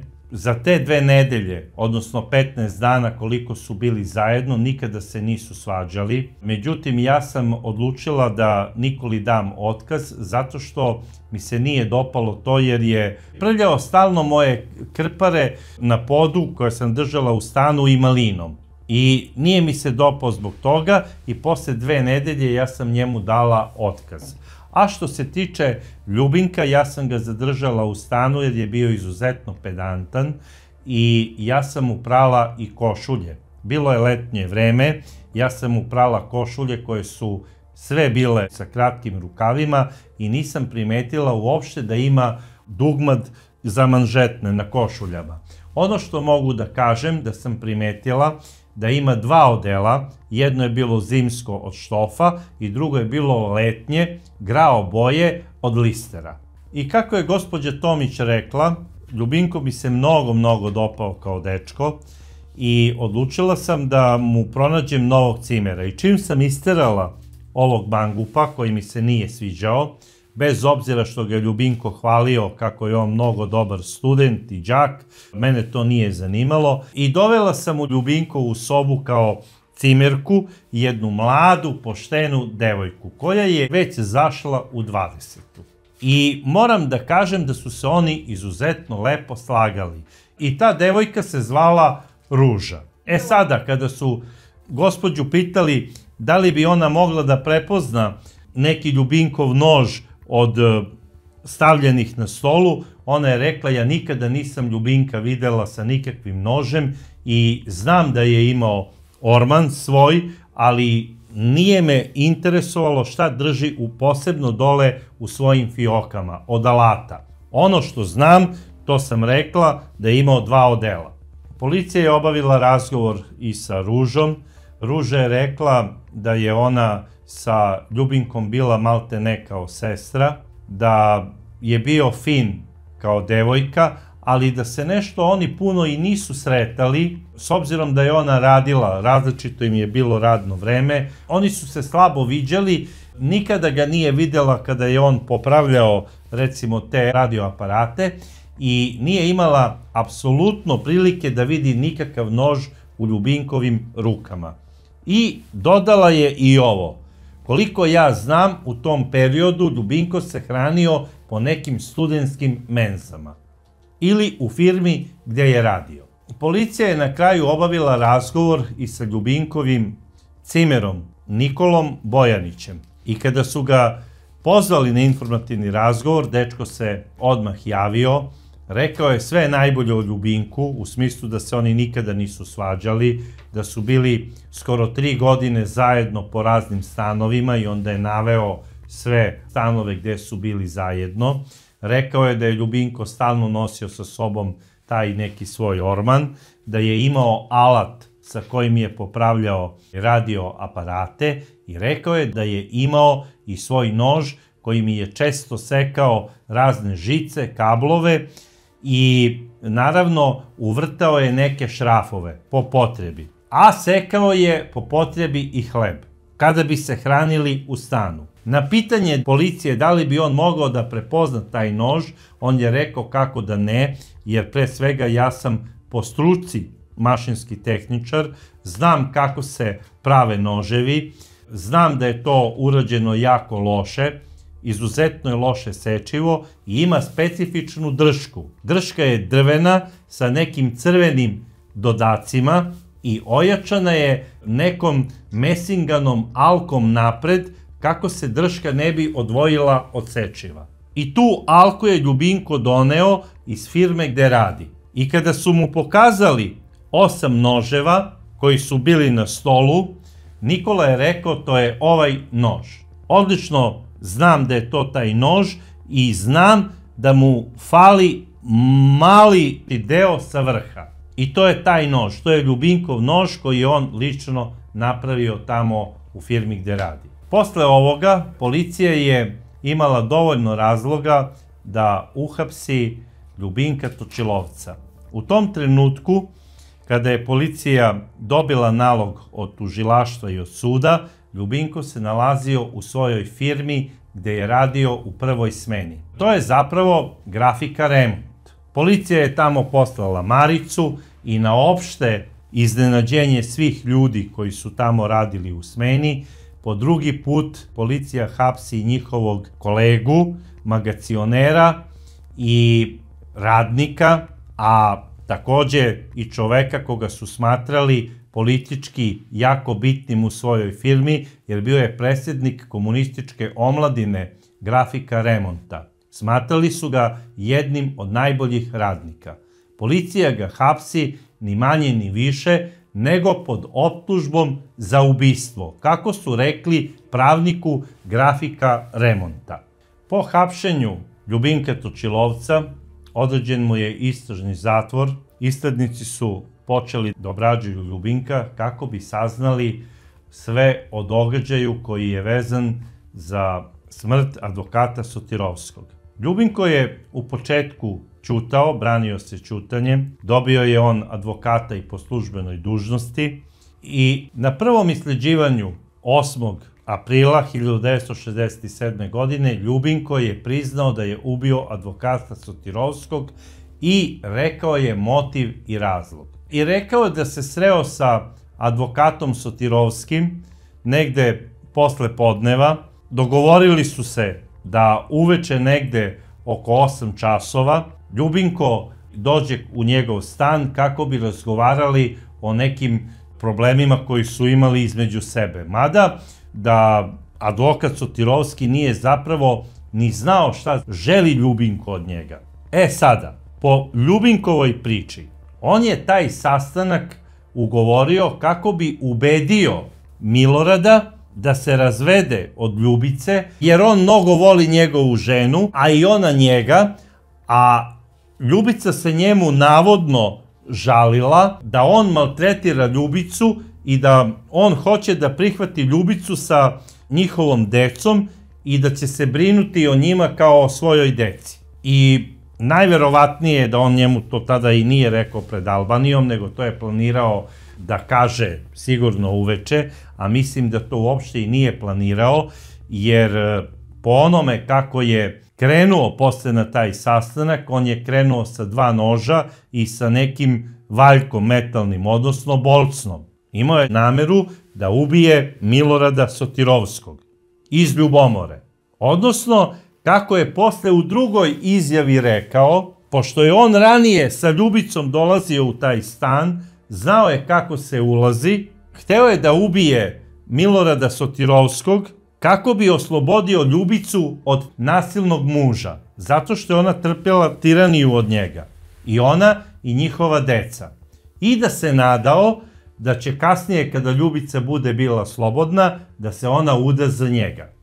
Šta se sada u trećoj nekoj varijanti kaže, da je on otišao po pozivu advokata Sotirovskog kod njega na razgovor, da su posle jednog popijenog pića ušli u jednu žučnu raspravu, da je njega Milorad Sotirovski napao i da je ovaj upotrebio nož kako bi spasao svoj život i da ga je onda iz tog razloga ubio. Na pitanje islednika, pa dobro, a zašto si na sastanak kod nekog poneo nož, da li je to tvoj običaj? Tu se sada Milorad zbunio i opet je dao neki sasvim peti iskaz. I na kraju je rekao da on više neće da daje ni jedan iskaz, sve ono što je rekao u istrazi, to može da bude tako ili ne, da će on zapravo istinu da kaže kada počne pravo suđenje. Naravno, policija je obavila razgovor i sa Ljubicom i sa ljudima koje je ona možda spomenula u toku te isledne radnje. I policija je došla do saznanja gdje su se najviše sastajali Ljubica i Ljubinko Točilovac. A to je bio zapravo jedan stan u Zemunu u kome je živeo Ljubinkov kolega sa posla, Aksentije Belić, koji je u tom stanu živeo sa svojom suprugom, Zorom Rebić. I ovo dvoje ljudi, oni su najverovatnije svoj stan i koristili kako bi ga rentirali za neke određene stvari, odnosno, kako se to zove, soba na sat, nekim ljubavnim parovima. I to su sigurno naplaćivali i Ljubinku Točilovcu, kada je odlazio tamo na te randevu sastanke sa gospođom Ljubicom Sotirovski. I policija je pozvala na informativni razgovor taj bračni par. Gospođa Rebić je rekla da je prijateljstvo između njih i Ljubinka Točilovca zapravo presudilo to što je on jednog dana ušao u njihov stan, najvjerovatnije da je imao i ključ od njihovog stana. Ušao je dok su oni bili u kupovini na Zelenoj pijaci i kada su se vraćali posle kupovine, Ljubinko je presreo gospođu Rebić u hodniku, uhvatio se za glavu i počeo je da viče: "Draga sestro, šta mi uradi Ljubica? Uništi me, ubi čoveka." Sada, on se tu nije izjasnio, bar po njenoj priči, šta je po time mislio ubi čoveka. Uništi me, upropasti mi život. Sada, tu se gospođa Rebić uplašila, krenula je ka izlazu iz stana, upravo u trenutku kada je u stan ušao njen suprug, Aksentije. I onda mu je ona rekla: "Molim te, Aksentije, reci Ljubinku da više nikada ne dolazi u ovakvom stanju." I Aksentije je rekao: "Ljubinku, molim te, napusti moj stan i više nikada nemoj da dolaziš sa namerom da se takvim tonom obraćaš meni ili mojoj supruzi." I kako je kasnije govorio, da on nije čuo detalje razgovora između njegove supruge i Ljubinka Točilovca. Međutim, tužilaštvo nije puno obraćalo pažnju na sve ovo što je ovaj bračni par rekao. Tužilac koji je vodio ovaj postupak sa istražnim sudijom, oni su bili ubeđeni da je Ljubinko Točilovac zapravo ubica kako je priznao, a da su Ljubica i ovaj bračni par bile osobe koje su sve vreme znale ko je ubica advokata Milorada Sotirovskog i da su 8 meseci prikrivale ubicu. Naravno, sud im je odredio istražni zatvor od 30 dana koji se kasnije produžavao do daljeg. I ovaj bračni par, Aksentije i Zora, i gospođa Ljubica Sotirovski, udovica Miloradova, našli su se u istražnom zatvoru u Beogradu. I čekalo se suđenje, koje je ubrzo i počelo. Ljubinko se branio ćutanjem. Ništa nije rekao, osim da ovaj bračni par i gospođa Ljubica Sotirovski nemaju nikakve veze sa ubistvom koje je on izvršio. A to da li ga je on izvršio ili mu je to namešteno od neke, kako je rekao, političke klike iz nekog razloga koja je bila bliska advokatu Miloradu Sotirovskom, to će dokazati sud. I od tada je ćutao sve vreme. Suđenje se završilo tako što je Ljubinku Točilovcu 12. decembra 1967. godine izrečena smrtna kazna, a ovo troje su oslobođeni krivice.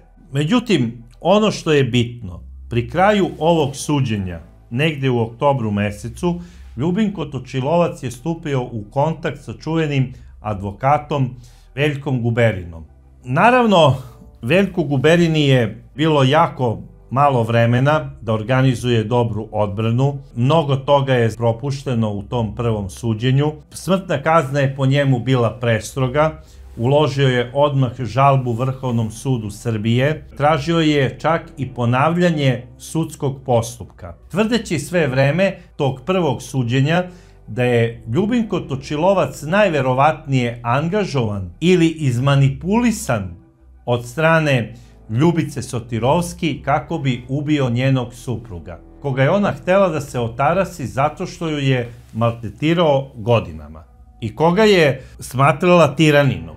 I planirala je još 58. godine da se razvede od njega i odustala je, nažalost. Sada, šta je najbitnije? Ugledni advokat Veljko Guberina posle ovog suđenja uložio je žalbu Vrhovnom sudu Srbije i tražio je ponavljanje sudskog postupka. U toku većanja na Vrhovnom sudu Srbije oni su odlučili da je ova kazna zaista prestroga i da se ne ispunjavaju sva tri uslova kako bi se neko osudio na kaznu smrti streljanjem, jer nije dokazano da je urađeno iz koristoljublja, kako je navedeno u optužnici, jer nikada nije utvrđeno da je Ljubinko Točilovac, pored zločina koji je uradio, uzeo i novac, jer nije dokazano da je advokat imao tu količinu novca koju je spominjao njegov otac, navodno u stanu.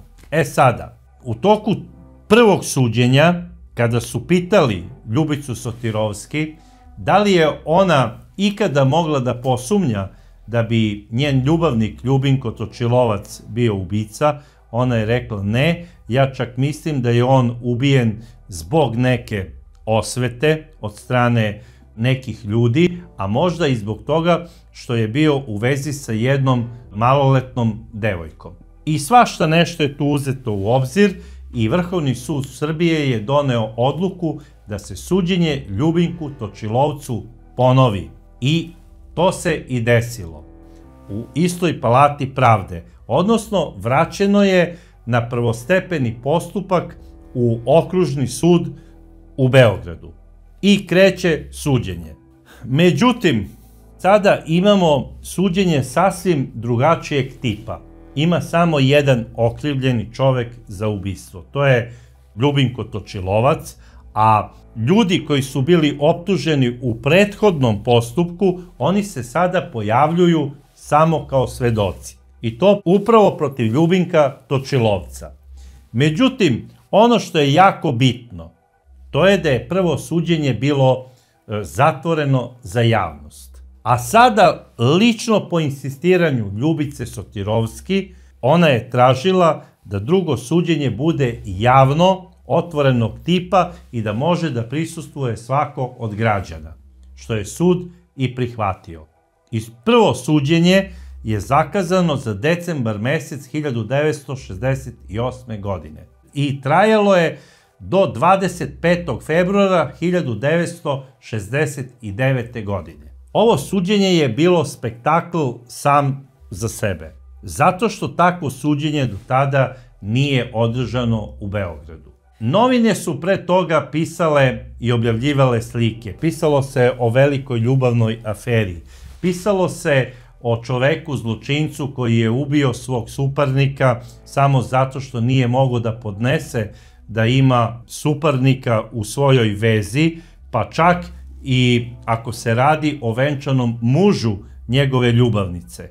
Pisali su i to da je on njega ubio zbog novca, te da je bio plaćen od strane nekog ko je mrzeo advokata Sotirovskog i zbog neke osvete i da je taj neko navodno te iz Negotina, te iz Zaječara, pa se na kraju spominjala i neka priča Arnauta iz Ulcinja.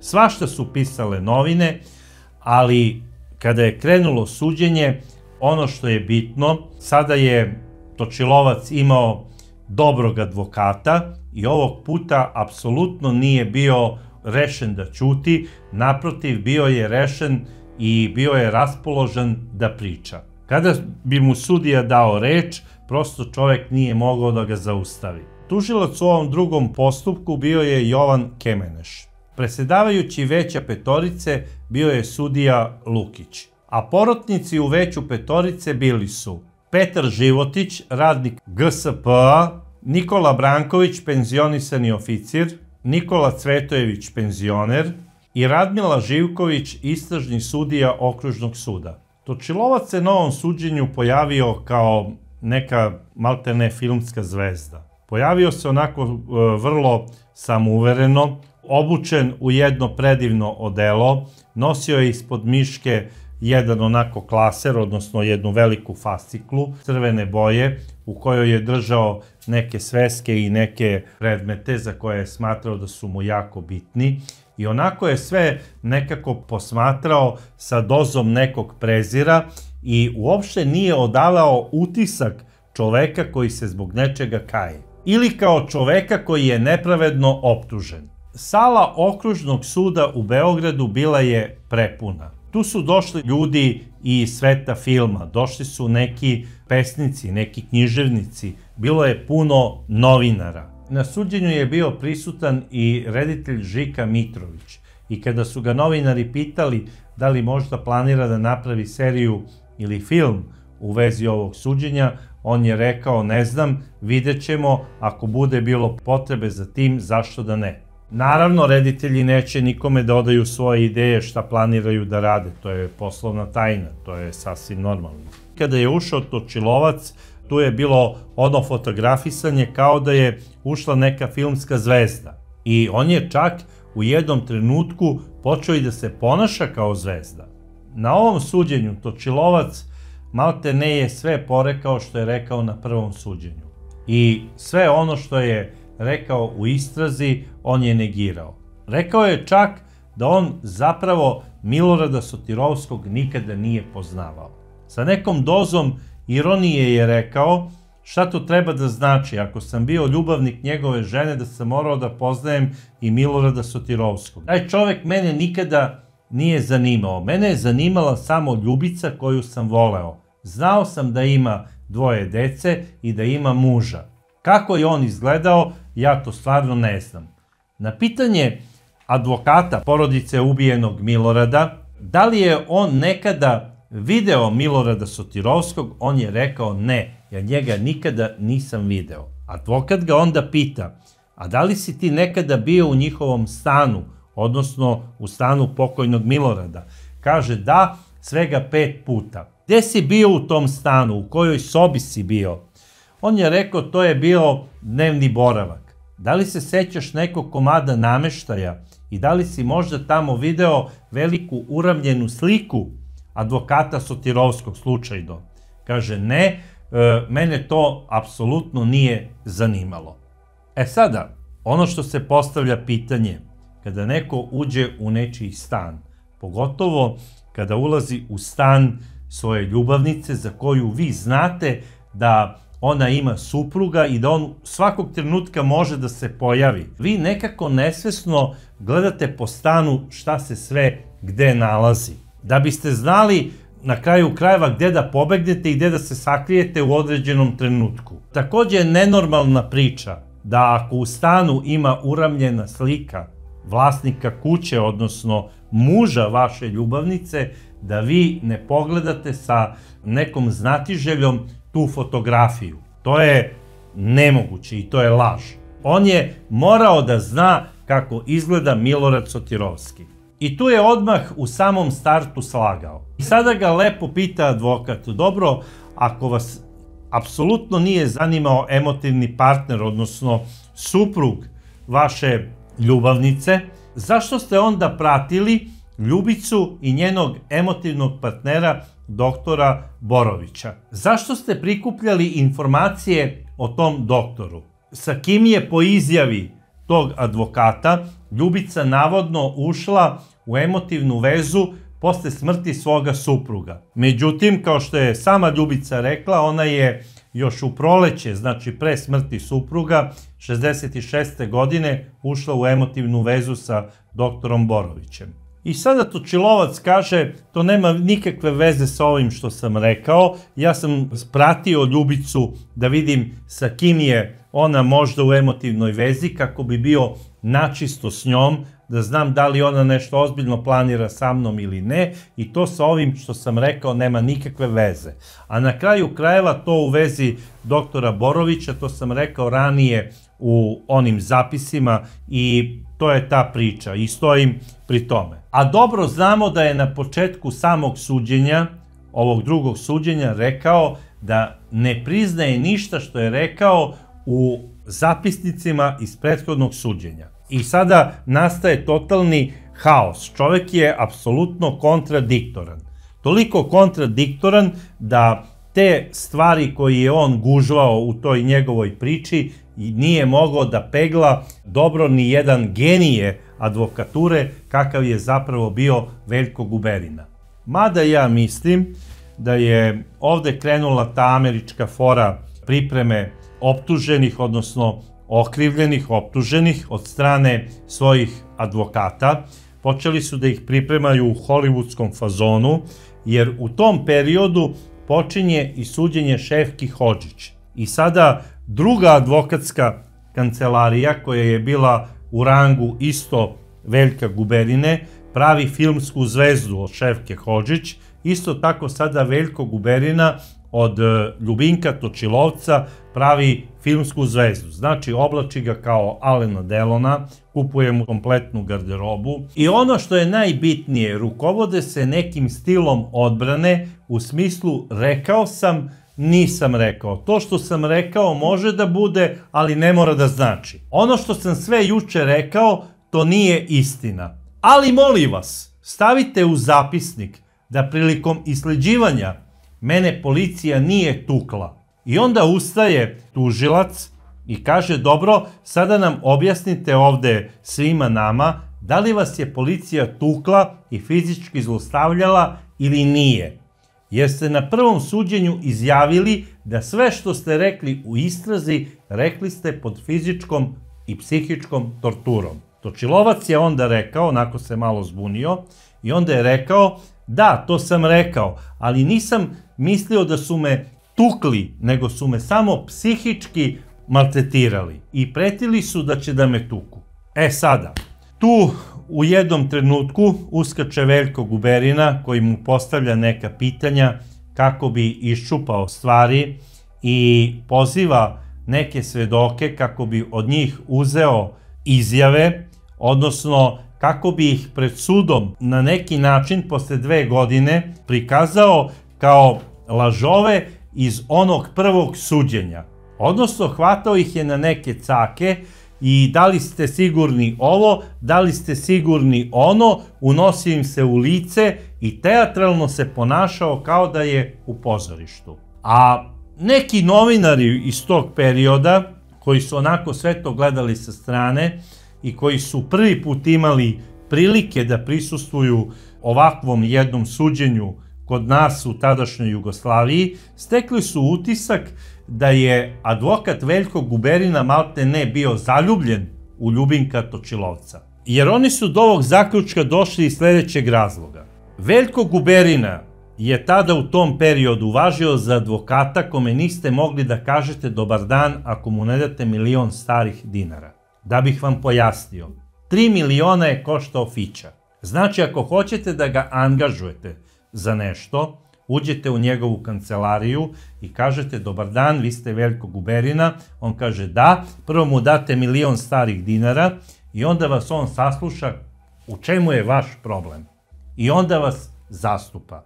Bio je advokat od ugleda i najskuplji advokat. On sada brani Ljubinka Točilovca pro bono i kupuje mu odela po zadnjoj modi.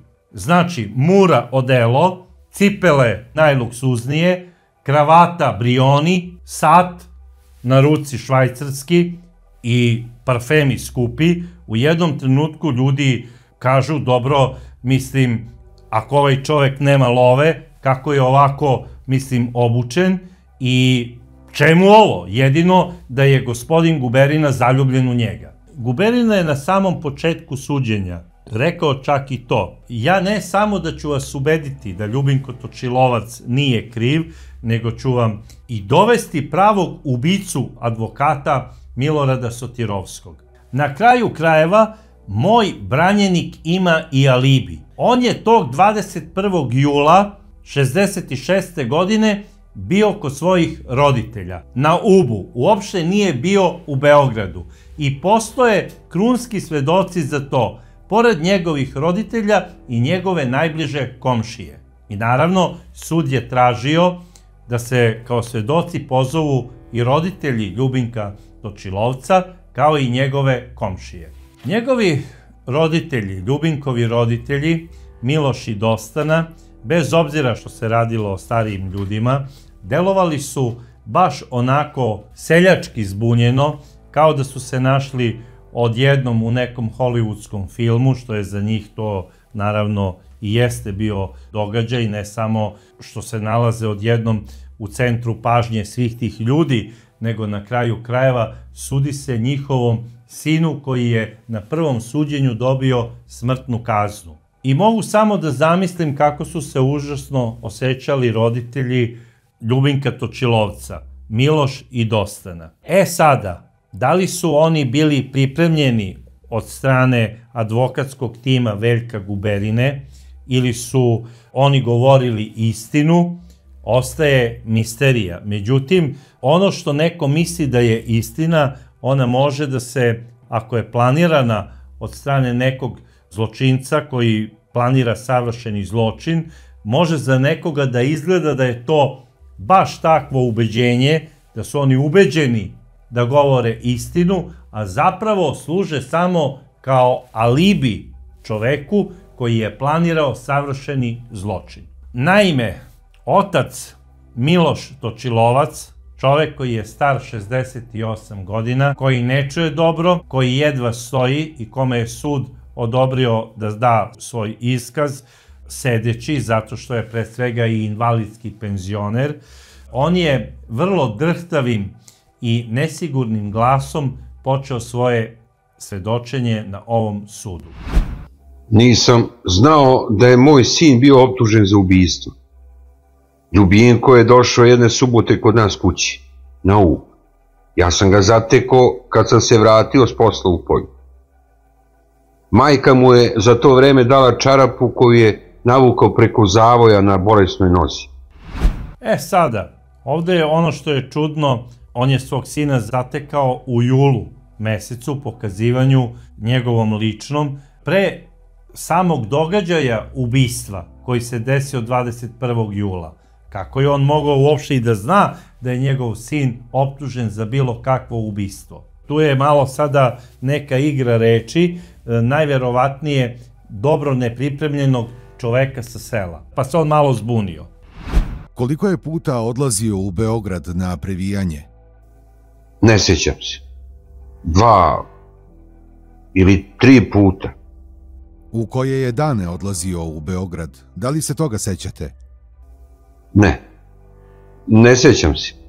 Sećam se da je iduće subote otišao u Beograd ujutro i više se nije vraćao. Da li znate da je vaš sin bio optužen za ubistvo advokata Sotirovskog? Nisam znao. Zar niste čitali novine? Novine kupujem samo petkom. Zar vam komšije nisu rekle: Miloše, sin ti je uhapšen u Beogradu, osumnjičen je da je ubio advokata Sotirovskog? Možda su i rekli, ali ja nisam zapamtio. Znate li kad je ubijen advokat Sotirovski? Ne znam. Meni ovo izgleda suludo. Izašla je slika mog sina, rekle su mi komšija Miloše, tvoj sin je optužen za ubistvo nekog advokata gore u Beogradu, i ja sada onako primim sasvim, kao da je nešto sasvim normalno. Kao ne znam ja da li je to tako, on je bio pre neki dan, tu je imao neka previjanja, povređenu nogu, mislim zašto bi on ubio nekog advokata u Beogradu. Je li vama to normalna reakcija za jednog oca? Jeste li od Ljubinka dobili pismo iz zatvora? Jesmo. Šta je pisao? Molio je da mu oprostimo što je obrukao celu familiju. A zašto je obrukao familiju? Pa, zato što je u zatvoru. Od naše familije niko nikad nije bio u zatvoru. Je li pomenuo da je ubio čoveka? Nije. I sada vrhunac svega, kaže, sin mi je poslao pismo u kome se izvinjava što je obrukao familiju. Šta vama znači ta rečenica, dragi prijatelji? Zašto bi se neko izvinjavao, izvini tata što sam obrukao familiju? To je faktički priznanje da sam nešto uradio. Pazite, u tom pismu on ne piše, tata, ja sam nevin i optužili su me bez razloga. On se izvinjava, izvini tata što sam obrukao familiju. I sada odlazi sa svojom suprugom kod sina u istražni zatvor da ga obiđe. I sada, dragi prijatelji, za vas koji ne znate, da bi neko obišao i svog najbližeg u zatvoru, kada se radi isledna radnja tog tipa za tako teško krivično delo, mora lično da dobije od sudije odobrenje koji vodi istražni postupak. I on je otišao kod istražnog sudije da bi njemu i njegovoj supruzi Dostani imenom i prezimenom dostavio odobrenje ulaska u istražni blok centralnog zatvora, da obiđu sina. Zašto onda Miloš, ajde Dostana, ona je skršena od bola i od šoka, ali zašto Miloš nije rekao, sudija, moj sin je pogrešno optužen, tada kada je ubijen ovaj advokat, moj sin je bio kod mene na Ubu. Nije rekao. Na pitanje sudije Lukića zašto to nije rekao istražnom sudiji koji je vodio postupak kada mu je izdavao dozvolu za ulazak, on kaže, pa nije me ni pitao. Dragi prijatelji, pa zar treba da pita istražni sudija nekog čoveka čijeg je sina smestio u istražni zatvor, šta vi mislite, da li je vaš sin ubio advokata Sotirovskog?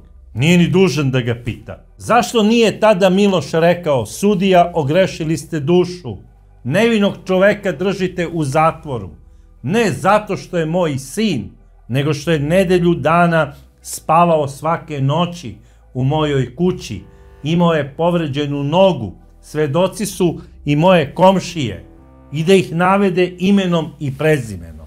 A ne, setio sam se svega toga posle 2 godine. Na novom suđenju, kada me vi, gospodine Lukiću, pitate da li je moj sin ubio ili nije ubio advokata Sotirovskog. A da me niste pitali, evo ja bi i sad ćutao. I da me niste pozvali, ja ni sad ne bi došao ni na drugo suđenje. Je li vama to normalno? Meni nije. Ajde za nepismenu majku Dostanu, mogu da kažem, i može da prođe. Ali za braću Ljubinka Točilovca, doduše oni nisu ni pozvani jer nemaju nikakve veze sa ovim, ali bez obzira braća su mu. Mogli su da angažuju advokate, da naprave jednu islednu priču kako bi dokazali nevinost svoga brata. Jer da je moj brat optužen za neko ubistvo, ja bi otišao kod oca i rekao bi, oče, kaži o čemu se radi, šta ti znaš u vezi ovoga. Da li je moj brat bio kod tebe ili nije bio kod tebe nedelju dana? I ako mi otac i majka potvrde da je bio moj brat tu i da je nevin u zatvoru, pa iskopao bi i ne iz zemlje tog advokata, nego bi ga skinuo sa zvezde Danice, da ga dovedem u sud kako bi dokazao nevinost svoga brata. Jer krv nije voda, a na kraju krajeva nema ni opasnije stvari nego da vas neko optuži da dugujete kao familija nekome krv, a vi to niste uradili. Došao je 3-4 dana posle Petrovdana. Noga mu je bila zavijena. Rekao mi je da je bio kod lekara i da je operisan. Ostao je 8 ili 10 dana. Odlazio je na previjanje u Beograd. Išao je posle doručka, a vraćao se predveče. Sunce je još bilo visoko. Da li ste znali zbog čega je uhapšen? Posle mesec dana, kad sam se vratila iz banje, stariji sin mi je čitao novine. Bilo je reči o tome što je neki advokat poginuo. Ja sam nepismena. Da li ste ga posjećivali u zatvoru? Bila sam 2 puta, čini mi se. Da li ste razgovarali sa njim? A šta da razgovaramo? On udario plač i ja za njim. Da li ste ga pitali zbog čega je u zatvoru? Kako da ga pitam kad su novine o tome pisale, a ja znam da je sve vreme bio kod nas? A što to ne rekoste sudiji? Kako da mu kažem kad me nije ni pitao? Da li vam je pisao sin iz zatvora? Pisao je. Veli da mu je dobro i da se ne sekiramo. Majka ga je videla u zatvoru. I normalno majka ko majka kada vidi svoje dete tamo u zatvoru, kada prođe sve one mere bezbednosti, prirodno je da zaplače. Jedino ako nije baš neka fijuk majka pa joj je to sve jedno. To je prirodno da počne da plače. Ali sin koji je nevin, prvo što bi rekao, majko, nemoj da plačeš i nemoj da se brineš za mene, dokazat ću svoju nevinost. Nisam nikog ubio. Sve mi je namešteno i to ću dokazati. Nisam vas obrukao i nisam kriv. Ali on to nije rekao, nego i on počeo da plače, kao malo dete. Veliki sam da idem sa ženom poznatog advokata u Beogradu, ali sam mali kada je došla moja mama i setio sam se svih onih dana dok sam išao u osnovnu školu i rasplakao sam se čim sam video mamu. Ja ne znam stvarno šta da kažem za ovakvo ponašanje jednog čoveka koji se na početku drugog suđenja ponaša kao filmska zvezda, a u toku prvog suđenja i u toku istrage koju je dao, ne samo da je priznao ubistvo, nego ga je opisao malte ne do detalja. Sada tu su se pojavile i neke komšije, Dragoje i Divna, koji su potvrdili priču roditelja Miloša i Dostane, koji su rekli da je Ljubinko zaista došao negde posle Petrovdana, da je bio tu nekih nedelju dana ili možda koji dan više ili manje, oni ne znaju baš tačno datume i koliko je dana bio, ali da ono što znaju da su malte ne svake večeri igrali karte. Sada, tu moram nešto još da vam kažem, dragi prijatelji. Ja pre svega ne verujem da je Ljubinko Točilovac bio neko ko je planirao savršeni zločin, jer da ga je planirao do detalja ne bi ostavio svoj nož tamo. To je jedna stvar. Druga stvar, može da se odradi radnja da svako veče budem u mestu koje je udaljeno 100 km od Beograda, da odem na spavanje, jer svi znamo da na selu, pogotovo tada u tom periodu 60. godina, ljudi odlaze u 9 sati na spavanje. To im je plafon. Ne 10, nego 9. A možda su čak i u 8, nego imaju sada sina u gostima, pa ostanu do 9. Možda. Šta se dešava? Roditelji su zaspali, ja izađem iz kuće, odem do centra Uba, nađem prvog taksistu, jer bez obzira što je u pitanju Ub, i tada su bili taksisti. Platim nekog da me odveze za Beograd, kažem da mi je rana procurela, da moram da idem do urgentnog centra, on me odveze na urgentni centar, znači imam još jedan alibi ako dođe do, ne daj Bože, da pametna policija proveri tamo među taksistima na Ubu, da li je neko išao tog dana za Beograd ili ne, da kažem da me je odvezao u urgentni centar.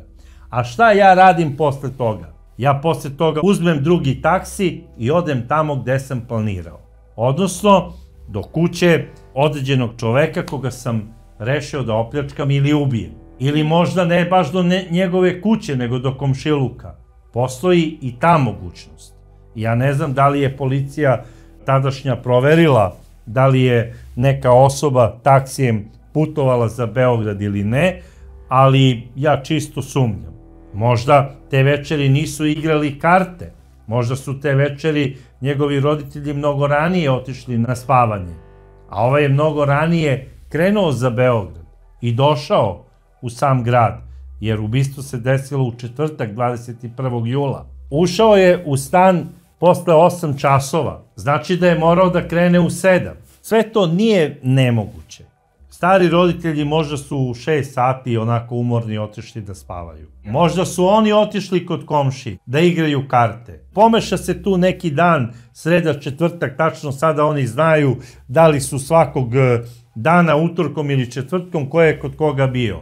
Te ovi idu kod ove, te oni kod one. Tako je to funkcionisalo po selima. Sad, nešto mi je malo čudno da ljudi tog tipa svake večeri igraju karte. U redu kada je zima. Ali leti, kada se malte ne radi do zalaska sunca, a sunce leti u tom periodu, znači 21. julije, zalazi u 9 sati. Znači koristi se zadnji onaj bljesak sunca kako biste završili poslove koje imate. Malo mi je sve to sada čudno, svake večeri igramo tabliće i znamo da je tu bio Ljubinko. Sve da su oni igrali karti do 10 uveče. Ja ovo svedočenje ne mogu da prihvatim kao ozbiljno. A zašto? Zato što je ovaj sastav svedoka na prvom suđenju bio nepozvan od strane suda. Kao alibi. Pojavljuju se posle 2 godine. Odjednom su se setili svega. Malte ne i tačnog vremena i ko je koga pobedio na tabliću prilikom igranja tih karata. Sve je to nekako meni delovalo iscenirano i režirano od strane Veljka Guberine. Naravno, na ovo suđenje pozvani su i svi oni svedoci koji su svedočili i na prvom suđenju.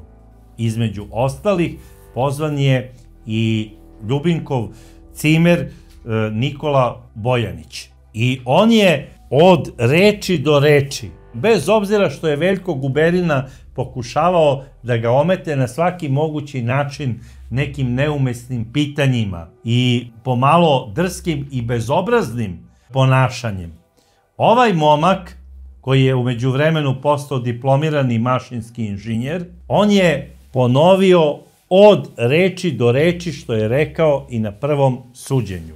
Rekao je da je sa Ljubinkom stanovao skoro 3 godine u tim stanovima gdje su se selili od stana do stana, da su bili u dobrim odnosima, da se nikada nisu svađali, da je Ljubinko imao obsesiju popravljanja radioaparata i da je on na prvom tom veštačenju i suđenju poznao nož koji je pripadao Ljubinku Točilovcu. Zato što ga je i on držao u rukama i zato što ga je bezbroj puta video kod Ljubinka. I znao je da ga je Ljubinko lično napravio u svojoj firmi. Takođe, kada su mu i na ovom suđenju stavili 10 noževa i rekli su koji je taj nož, Nikola je prišao i rekao je radi se o ovom nožu. Da li si, Nikola, siguran? Kaže jesam. Onda je sud dozvolio Ljubinku Točilovcu da ga on ispituje, jer on kao okrivljeni ima pravo na to. Prvo ga je pitao kako te nije sramota. Na što je Nikola rekao, ja nemam razloga da se stidim ničega, ti treba da se stidiš za ono što si uradio, a ne ja. Onda ga Ljubinko pita, zašto ti lažeš da je to moj nož? I onda Nikola kaže, ja ne lažem, ja sam taj nož bezbroj puta video kod tebe u rukama, između ostalog, držao sam ga i ja u mojoj ruci kada smo zajedno jeli neke stvari u stanu koje si ti doneo, da li sa Uba ili sam ja doneo od mojih roditelja. I taj nož je bio i u mojim rukama i znam da si ga ti napravio. I Točilovac sve vreme njemu govori, ti si sve ovo izmislio kako bi mi se osvetio. Jer kad si odlazio iz stana posle svađe koju smo imali oko Imalina, ti si rekao, ti si od danas za mene mrtav i osvetit ću ti se kad tad. I sada je došao taj trenutak. I ti se meni svetiš. Nikola je rekao, to su gluposti, ja se sa tobom nikada oko ničega nisam posvađao. Posvađao sam se sa gazdaricom i otišao sam posle 2 nedelje stanovanja u tom stanu u Makedonskoj, u drugi stan. I rekao je tada sudiji da kad god sam se posle toga sreo sa Ljubinkom, mi smo se pozdravili, ispričali na brzinu šta smo imali i svako je išao svojim putem. I ono što ja mogu da zaključim iz ovog svedočenja, to je da su Ljubinko i Nikola bili sasvim stabilni cimeri. Oni pre svega da su se svađali ne bi skoro 3 godine bili u istim stanovima, kod raznih stanodavaca. I svi su potvrdili isto, da se oni nikada nisu svađali između sebe. Jedino što je Nikola zamerao Ljubinku, to je što Ljubinko je voleo da popravlja te radio aparate i naravno da sluša muziku sa istih, da vidi kako ih je popravio, a Nikola bi u tom trenutku recimo učio. I vi ne možete sada da učite, spremate ispit, a ovamo da vam trešti muzika. To je bilo i ostalo, ali se nisu svađali ni oko toga.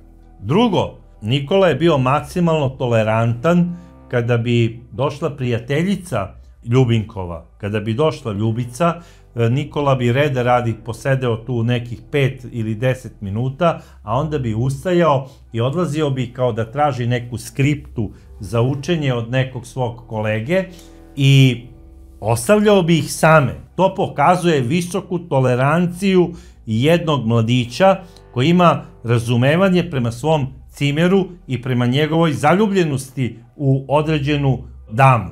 I ja ne vidim ništa loše što se desilo između ove dvojice cimera da bi mu se ovaj kasnije posle toliko godina svetio, ni manje ni više nego na suđenju gde je za to krivično delo predviđena zakonom smrtna kazna. Koji razlog treba da postoji da bi ja nekom iz čista mira izmislio neku priču i da kažem da, ovo je tvoj nož i video sam ga kod tebe 100 puta i tvrdim da je to tvoj nož. I Nikola na suđenju i na prvom i na drugom kaže, ja ne znam da li je on tim nožem nekoga ubio. Ono što znam da je to nož Ljubinka Točilovca. A gde je taj nož nađen i pod kojim okolnostima i da li je tim nožem neko usmrćen, ja to ne znam. I to je po meni pravo i ispravno svedočenje. Jedan od svedoka je bio i Milivoje Milosavljević, mladić koji je doveden iz KPZ-a Valjevo, kako bi svedočio u ovom procesu da je on bio unajmljen od strane Ljubinka Točilovca da prati njegovu ljubavnicu, Ljubicu Sotirovski i njenog prijatelja doktora Borovića. I kako je sam Ljubinko rekao, on je tog mladića upoznao ispred doktorove kuće u ulici 14. decembar na Vračaru. I sa njim je navodno po Ljubinkovoj priči imao ugovorene sastanke kako bi dobijao informacije o kretanju njegove ljubavnice i njenog novog emotivnog partnera, doktora Borovića, i za te informacije i za te usluge on je Milivoju davao novac. E sada, ono što je interesantno, na samom suđenju Milivoje je rekao da on nikada ovom čoveku nije davao nikakve informacije niti o doktoru, niti o bilo kakvoj ženi. I da ga je on prvi put video na prošlom suđenju od pre 2 godine, 67. godine. I da apsolutno ne zna o kakvom praćenju i o kakvim parama ovaj čovek priča.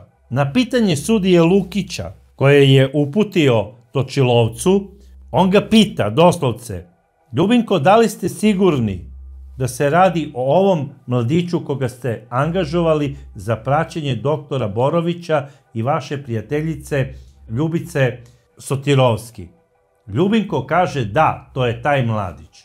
I ovde se sada stvara jedna konfuzija. Logično je bilo da ovaj mladić kaže: da, to je taj momak koji mi je dao novac kako bi pratio doktora i njegovu prijateljicu. Međutim, on kaže ne. I on ga brani. A ovaj se sada sam uvaljuje u problem, najverovatnije, po nagovoru svog genijalnog advokata, mislim, bar je on za sebe smatrao da je genijalni advokat, kaže: da, to je taj koga sam ja platio da prati moju Ljubicu i njenog novog emotivnog partnera, jer hteo sam da budem načisto. E sada, da li je ovu situaciju praćenja advokat Guberina hteo da iskoristi kako bi dokazao da je Točilovac zaljubljen u Ljubicu i da je on tamo bio zbog ljubavi, a ne zbog ljubomore? I da li on sada ovakvim svojim ponašanjem, bez obzira što nije javno rekao ja sam pratio iz ljubomore, nego zato što sam zaljubljen, to se danas smatra bolesnom ljubomorom. Faktički, samo što nije priznao: iz tog razloga sam ubio i njenog prvog supruga. Zašto bi ja sada pratio njenog novog emotivnog partnera ako ne planiram da ga likvidiram? I ne znamo da li on pratio i Sotirovskog, jer kasnije neki svedoci kažu: mi smo ga viđali često ispred njihove zgrade. To što on kaže ja ga nikad nisam video, izvini molim te, pa priznao si na prvom suđenju da ste se sreli ispred Albanije, ako ništa drugo. I kako to sada nije bio ljubomoran na muža, a bio je ljubomoran na novog dečka? I to što je rekao njoj: Ljubice, ubiću vas, dok su neka deca igrala fudbal tamo ispred zgrade, to je rekao Ljubinko Točilovac direktno upereno Ljubici.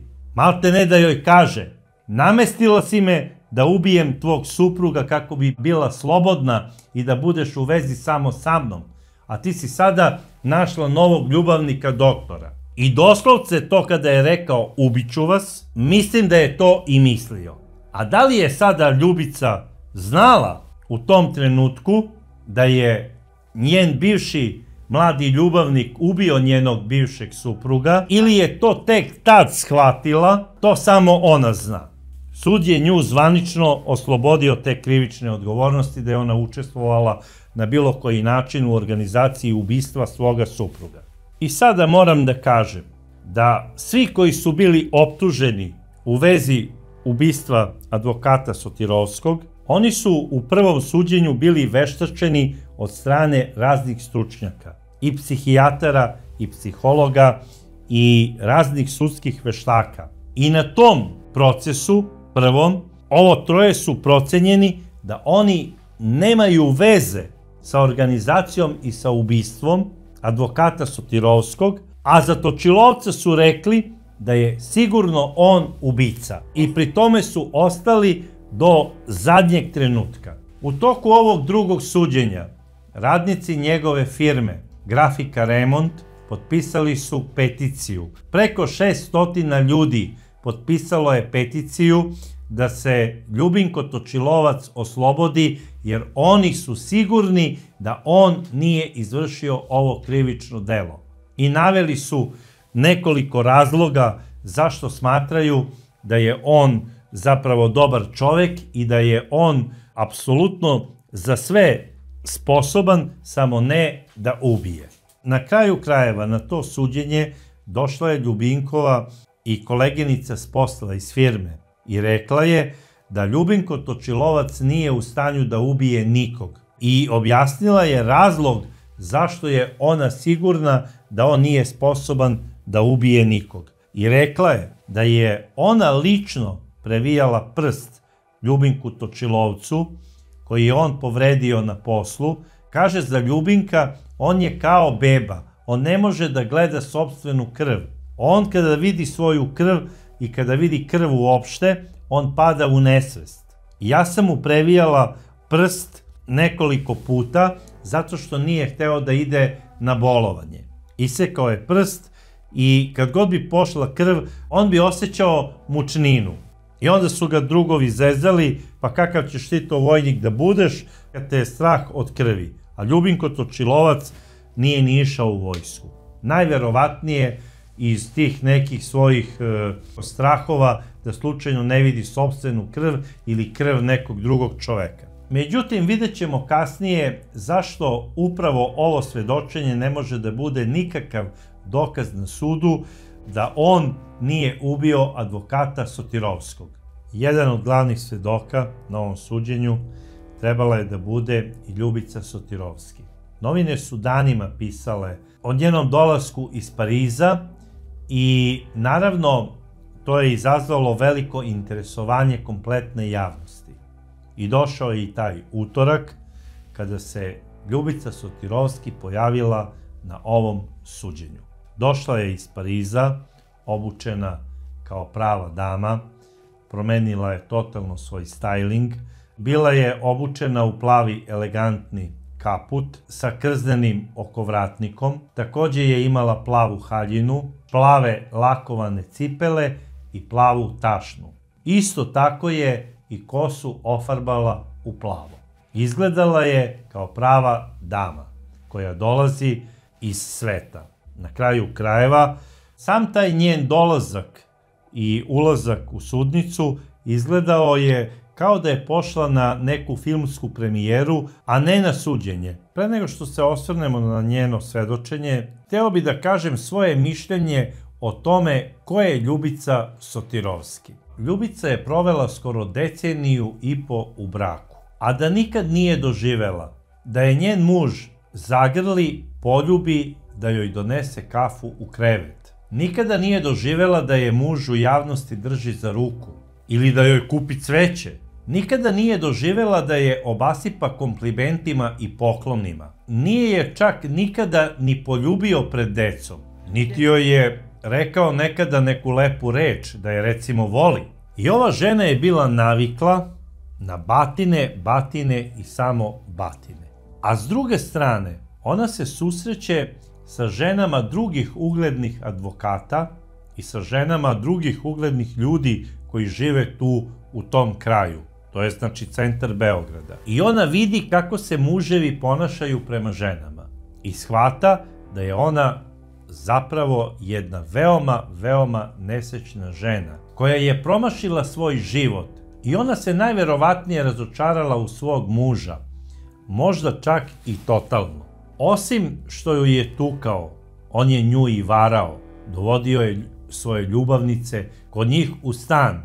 Možda je Ljubica morala da im kuva i kafu, ko zna šta. Njena jedina uteha je bila samo u onim retkim trenucima kada se osami i kada ode u neki beogradski bioskop da bi odgledala neki dobar film. I gledala je uvek ljubavne filmove i uvek je plakala. Zato što je znala da se posle tog filma vraća u kuću svome grubom mužu koji će je dočekati pogrdnim rečima, a neretko i batinama. I sada jednom takvom prilikom, 62. godine, Ljubica je otišla u bioskop 20. oktobar kako bi odgledala jedan dobar film, zapravo premijeru jednog dugo očekivanog filma. Došla je na blagajnu i karata više nema. Ali pred bioskopom stoje tapkaroši koji prodaju karte. E sada, naravno, oni prodaju to kako se bliži onaj trenutak ulaska u bioskop, cena karata raste i oni znaju to i zarađuju na tome. I ona je ugledala jednog mladića, visokog, onako lepog, bledunjavog, delovao joj je vrlo bezazleno i imala je utisak da će on biti zapravo taj koji će je najmanje odrati u smislu prodaje karata. I prišla mu je, pitala je da li ima kartu za taj film i na njeno opšte iznenađenje on je rekao da, imam 2 karte, čekao sam jednu svoju prijateljicu sa posla, ona se nije pojavila, možemo zajedno da odgledamo ovaj film. I tako je počelo njihovo poznanstvo ispred bioskopa 20. oktobar. Ušli su, zajedno su odgledali film, u jednom trenutku najverovatnije da se je Ljubica raznežila gledajući film koji je dugo očekivala. Ljubinko je to primetio, počeo je sa blagim udvaranjem, najverovatnije ju je i uhvatio za ruku, počelo je na neki način to malo bliže druženje između Ljubinka i Ljubice, možda je ona i zaplakala na njegovom ramenu, on je to osetio, kasnije su možda u baru bioskopa posle filma popili i piće, popričali su. Ljubinko joj je predložio tada da mu ona da svoj broj telefona, jer kada ima neki dobar film, on će njoj uvek rezervisati kartu.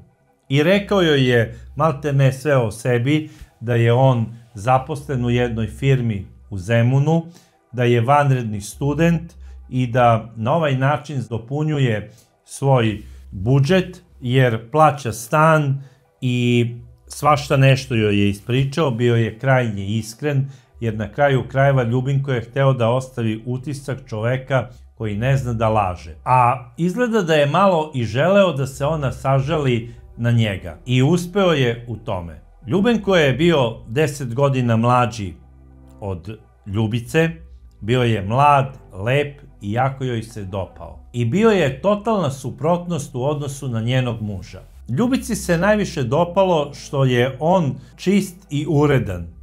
Nije zaudarao i nije bazdio na alkohol i na kafansku kuhinju. Njegova kosa je mirisala na jorgovan pomadu, a ruke na sapun sa mirisom ljubičice. Znači, pričam o 62. godini. I za to vreme to je bio luksuz.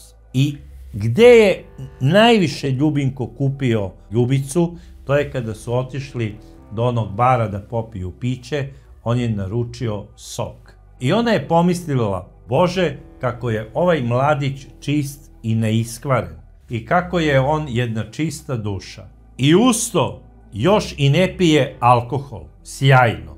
I tako su se oni dogovorili za sledeći film, Ljubica je njemu dala telefon i to nije dugo trajalo, ubrzo su se oni ponovo našli ispred bioskopa, a onda kasnije zajedno odgledali film i tako je počelo jedno druženje, simpatija, a bogami i jedna ljubav. Ljubica je njemu svesrdno pomagala da Ljubinko sprema ispite i da ih polože na toj višoj školi koju je on upisao. On je bio onako lenj dečko, nije nešto voleo mnogo da uči i onda mu je pisala te seminarske radove. I bar po onome što je ona kasnije pričala pred sudom, a na kraju krajeva to je i on rekao, on je kod nje u stanu bio svega 5 puta kako bi uzeo neke knjige iz pravnih nauka, jer to su knjige njenog supruga, i takođe kako bi uzeo neke seminarske radove koje mu je ona otkucala na pisaćoj mašini svoga supruga. Da li je to stvarno samo bilo tako ili je tu u stanu još bilo nečega, mislim na ljubav, to je već neka druga priča.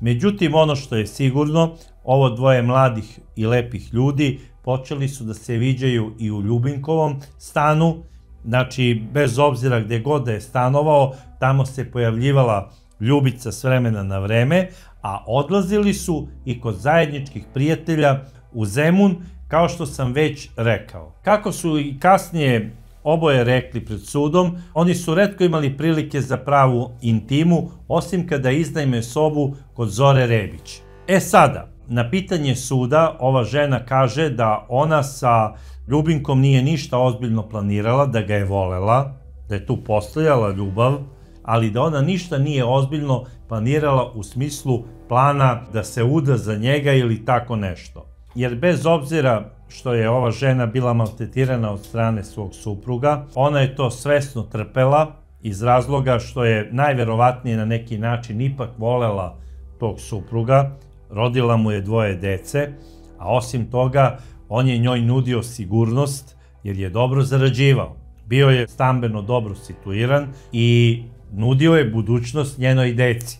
Na kraju krajeva, mnoge žene kažu žrtvujem se, trpim, maltretira me, pije, neretko me i tuče, ali, Bože moj, on je jedini čovek koji može obezbediti mojoj deci jednu sigurnu budućnost u smislu dobrog školovanja i obezbeđivanja sigurne stambene situacije. Drugo, moram da napomenem da su deca Milorada Sotirovskog i Ljubice bili vunderkindi u svojoj školi gde su išli, odnosno bili su najbolji đaci. I Ljubica je imala velike planove za svoju decu u smislu daljeg školovanja i njihovog situiranja, što smatram da je normalno. I jedan mladić koji jedva krpi kraj s krajem kako da plati kiriju tamo za stan, kako da se obuče, kako da preživi od prvog do prvog, ne može da priušti to njenoj deci. Mislim, lepo je to sve. Lep mladić, simpatičan je, pažljiv je, kako kaže, kada ga neko nagazi na nogu, on ne traži izvinjenje, nego se izvini on, lepo je vaspitan, izgleda kao filmski glumac, sve je to lepo. Ali, kada je u pitanju finansijska sigurnost njene dece, tu svaka žena podvlači crtu i bira sigurnost dece i njihovu budućnost.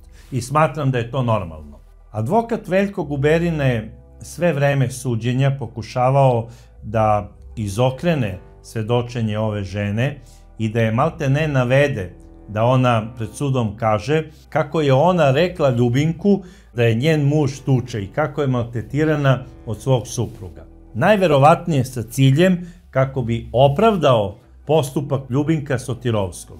Na pitanje suda da li je njen muž znao da ona ima ljubavnika, ona je rekla odrečno ne. Sudija je također rekao, izjavili ste da vas je muž tukao za najmanju sitnicu.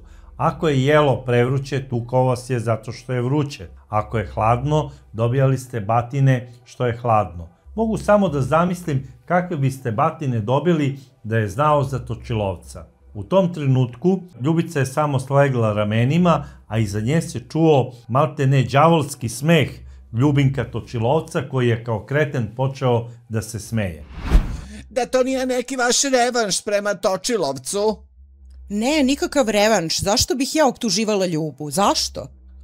Interesantno. Kad je trebalo da se vi spasete, onda ste sve znali i svega se sećali. Ja nemam primetbi na njeno svedočenje, osim izjave da sam joj ja davala uputstva kako da govori ako je neko pita. Pogledajte se oči u oči. Ko je kome davao uputstva kako da govori ako neko pita? Ona. Ljubo, budite iskreni, pa kažite ono što ste onda rekli. Bili ste uzbuđeni, uhvatili ste se za glavu i kazali da vam je upropastila mladost. Čujte, Zoro, vi možete da činite od mene ono što su i drugi učinili. Ja ostajem prema onom što sam rekao. I tačka. Jeste, rekli ste tako. Tvrdim da ste rekli. Ona mene tereti namerno. Zašto bi vas teretila? Znam ja zbog čega. Čovek koji zaista voli svoju ljubavnicu i ženu sa kojom je planirao možda i zajednički život, pre bi u tom trenutku počeo da plače ili da pokaže izrazom lica neki šok u smislu hvala Bogu da nije saznao za mene, jer bi moja voljena najverovatnije bila mrtva. On se smeje kao da je pobegao iz neke duševne bolnice. To po meni nije normalno. Ne znam kako su ga procenili tamo psihijatri, ali lično kako sam ja njega doživeo, mislim da je on bio duboko narcisoidna ličnost sa nekim ozbiljnim psihičkim poremećajima. Ne kažem da je bio psihopata i ne kažem da je bio sociopata, ali ubeđen sam da s ovim čovekom nešto debelo nije bilo normalno što se njegove psihe tiče. Pre svega, mislim da je bio jako iskompleksiran, da se on plašio neuspeha u smislu opravdanja pred sredinom. Ako ne uspem u životu, kako da se opravdam pred roditeljima, pred familijom, pred rođenom braćom? Jer postoje takvi ljudi koji se najviše na svetu plaše neuspeha i onog roditeljskog sastanka od koga nikada nisu mogli da se odvoje odrastanjem. I on je sada emotivni neki lepi trenutak svoje ljubavne partnerke doživljavao kao lični neuspeh, jer je onako previše narcisoidan, smatrao da ta njegova žena koju je on izabrao da s njom deli zajedničke trenutke u jednom periodu, bude samo srećna s njim. Svaka sreća mimo njega je za njega neuspeh. I on je te potencijalne izazivače tog neuspeha hteo da eliminiše. I jedan od tih glavnih problema koji su mu stali na put bio je i Milorad Sotirovski, bez obzira što je deceniju i po bio u zakonskoj vezi sa njegovom ljubavnicom. I kao što sam rekao, pre nego što je ubijen njen suprug, Milorad, Ljubica je sa decom i sa svekrom i svekrvom otišla u Ulcin na more. I ona je odozdo poslala jedno pismo sa nekim razglednicama za Ljubinka, ali na adresu Zore Rebić. Zapravo na adresu onog stana gdje su odlazili na te emotivne sastanke. Zora Rebić je to pismo predala Točilovcu. Da li je ona pre toga to pismo otvorila ili nije ga otvorila, ja to ne znam, ali s obzirom da su te žene koje su na neki način kupler majstori jako znatiželjne, ne bi me iznenadilo da je ona i pročitala sadržaj pisma. Šta je sve u njemu pisalo, ja ne znam, jer niko nije ispričao sadržaj toga pisma, nije ni sam Ljubinko Točilovac hteo da kaže sadržaj toga pisma. On je izjavio da ga je spalio zbog eventualne Ljubičine bezbednosti. Sad ja ne znam šta je tu moglo da piše. Na pitanje i insistiranje suda, on je rekao, pa napisala mi je da se lepo provodi i da je pocrnela. Ja ne vidim da je time ugrožena nečija bezbednost. A pre svega ne verujem da je to pisalo u tom pismu. Postoje dve mogućnosti šta je pisalo u tom pismu. I prva mogućnost je da je recimo Ljubica u tom pismu šifrovano ili možda polušifrovano napisala neke svoje zahteve, a između ostalog možda je nacrtala i plan svoga stana, a možda je u tom pismu napisala: dušo moja, ne mogu da živim bez tebe, volim te, otarasi se ovog tiranina koji mi uništava život, a posle toga ćemo se mi organizovati za dalje. I u toku celog sudskog postupka, malte ne, na to pismo je aludirao Veljko Guberina, da je ono malte ne ključ koji sadrži tajnu rešenja i motiva kompletnog ovog slučaja. Barem je to kasnije pričao po kafanama, iako ni on nije nikada pročitao to pismo. Druga mogućnost koja je po meni mnogo verovatnija je sledeća mogućnost. Da je Ljubica Sotirovski u tom pismu saopštila Ljubinku Točilovcu da ona raskida vezu sa njim. Verovatno je napisala u tom pismu: dušo moja, ja te volim, ali ti savjetujem da pronađeš neku devojku, mlad si, lep si, oženi se, jer ja pre svega moram da se posvetim svojoj deci i svome suprugu. Najbolje je da ovu vezu prekinemo, a ti ćeš uvek ostati u mome srcu i ja ću te voleti. I mislim da je upravo to i razlog zašto je Ljubinko spalio to pismo. Jer on nije mogao da gleda te reči i hteo je da ih uništi, smatrajući da onog trenutka kada ih spali nestaće i ideja koja se u jednom trenutku pojavila u glavi njegove ljubavnice, Ljubice. Pre svega da vam objasnim, najverovatnije je da je Ljubica primetila da je Ljubinko postao posesivan, da je počeo malo slobodnije i arogantnije da se ponaša, da sve više i više je viđen u blizini njene kuće i da su neke komšinice počele da podižu ono jednu obrvu, kako to samo žene znaju, i da je ona u jednom trenutku osetila opasnost za svoj brak i da je počela da se plaši, u smislu da ne bude iskompromitovana od strane svog komšiluka. I našla je drugog ljubavnika na Vračaru, daleko od njene kuće, koji je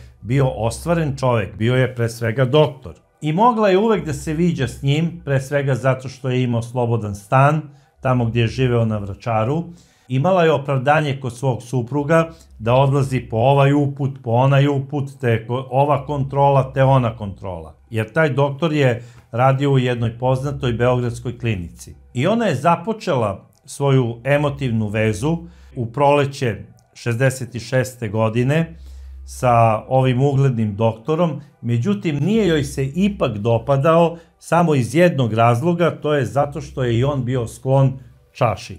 Ljubica je sve mogla da trpi, ali alkohol nikako. Međutim, ipak je ostala u vezi sa njim. I sada ona počinje vezu sa doktorom, Ljubinko nije znao za to, ona prestaje da mu se javlja, jer jednostavno ništa ne planira sa njim više.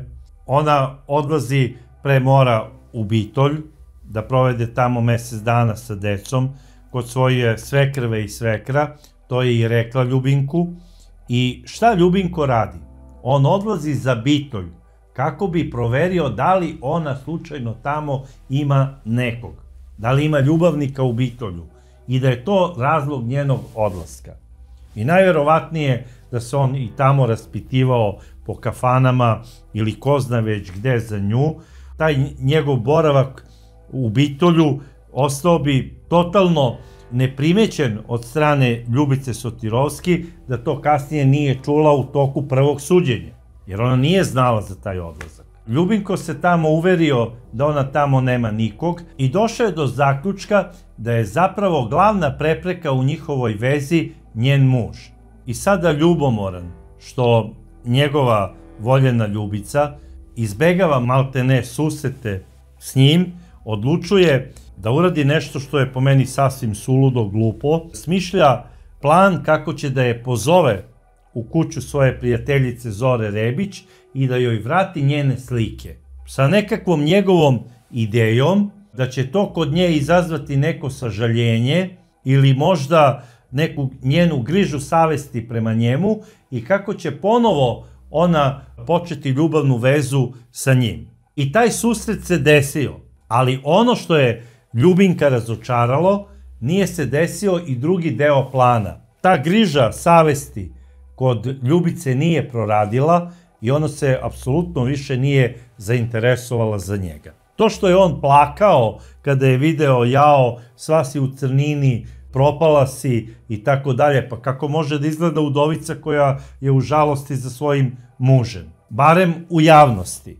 Za to vreme ona je već bila u emotivnoj vezi sa doktorom Borovićem i Ljubinko počinje da sumnja da ipak tu postoji neki razlog zašto nije njegov plan dao rezultate. I šta se dešava? On počinje da prati Ljubicu. I on je video kako ona odlazi u jednu kuću na Vračaru, ali nije znao kod koga ona odlazi i sa kim se sastaje. I angažuje jednog lokalnog mangupa, daje mu novac kako bi on pratio Ljubicu Sotirovski i kako bi saznao kod koga ide. I on je i dobio informaciju da ona odlazi kod doktora Borovića. I on jednog dana sačekao je Ljubicu i doktora i zapretio im je ubistvom. I zbog toga ga je Ljubica i prijavila. Ljubica ga je prijavila zbog pretnje i ne znajući da će kasnije policija češljanjem one sumnjive situacije, nismo znali da je on ljubavnik u vreme ubistva njenog supruga i nije nam to prijavila, ajde da vidimo da li u toj šumi leži zec. I na kraju krajeva, umesto zeca, isterali su Vuka. Bili su u pravu, uhapsili su ga i on je na prvom maltene saslušanju 8. aprila, kao što sam rekao, priznao izvršenje krivičnog dela ubistva. I sada to negira. Najverovatnije po dogovoru i po nagovoru svog genijalnog advokata Veljka Guberina. On je i na tom suđenju pitao onako teatralno Ljubicu, da li sam ja nekada bio grub prema tebi? Onda je rekla ne, to sam i izjavila. Rekla sam da si uvek bio nežan, fin, kulturan, da si se uvek izvinjavao i ako nagaziš nekoga po nozi umesto izvinjenja, ti si se izvinjavao. Ljubica ga nijednog trenutka nije optužila, niti je ona pred sudom rekla da bi mogla i da zamisli da bi Ljubinko ubio njenog supruga Milorada. Čak je u jednom trenutku Ljubinko i zaboravio da je na suđenju i koristi maksimalnu dozu bezobrazluka i pita svoju bivšu emotivnu partnerku da li je istina da su ti islednici u istražnom zatvoru pokazali spisak sa 30 svojih ljubavnika koji su meni kasnije pokazali na uvid. I Ljubica kaže ne, to nije istina, nisu mi pokazali jer ih nisam ni imala. Zamislite vi to, na samom suđenju on je ljubomoran i ispituje je. Znači on ide korak dalje u bezobrazluku, hoće da sazna po svaku cenu da li je ona imala još nekog ljubavnika ili ne. Mislim, žena dolazi sada posle nekoliko godina iz Pariza i na pitanje suda rekla je ne, ja nisam verena, ali na pragu sam veritbe i nove udaje. I ja mislim da je tu Ljubinko Točilovac najverovatnije poludeo od ljubomore i sigurno se i pokajao negdje u podsvesti, što je sve vreme suđenja na neki način pokušavao, kako on kaže, da odbranim svoju Ljubicu. Ne vidimo čega ju je branio. Ja mislim da ova žena zaista nije imala nikakve veze sa ubistvom svoga supruga. Osim što ga je varala. Ali to nije razlog da bude okrivljena za umešanost u ubistvu supruga. I kako je sada odmicalo svedočenje Ljubice Sotirovski, Veljko Guberina je sve više gubio živce i u jednom trenutku se toliko iznervirao i rekao je sudija, znate šta, bez obzira na njeno svedočenje, ja ću vam dokazati da Ljubinko Točilovac nije ubica advokata Milorada, nego ću vam i reći njegovo pravo ime i prezime i isti se nalazi u centralnom zatvoru, jer me je pre godinu dana pozvao lično i rekao mi je da je on ubio advokata Milorada Sotirovskog. Naime, ovaj događaj odigrao se u Zetskoj ulici, u kancelarijama Rafinerije nafte Pančevo u Beogradu, kada je jedan mladić ušao u kancelariju i zamolio je sekretaricu za telefon, kako bi pozvao policiju. A onda je rekao, molim vas izađite jer moram da razgovaram nešto veoma važno sa policijom iz gradskog SUP-a. Što je ovu ženu strašno iznerviralo, ali je ona ipak izašla iz kancelarije jer se na neki način uplašila ovog mladića, otišla je do susedne kancelarije i podigla je slušalicu. I čula je razgovor koji je ovaj mladić vodio sa navodno tamo nekim inspektorom iz 29. novembra. Međutim, ono što ona kaže da je čula je sledeće. Da li je to advokat Guberina? Da jeste, ovde advokat Guberina. Ovde ubica advokata Sotirovskog. I sada ta žena, Emilija, kada je sve to čula, panično spušta slušalicu, odlazi do susedne kancelarije i kaže kolegama, u mojoj kancelariji se nalazi ubica advokata Sotirovskog. Zovite policiju.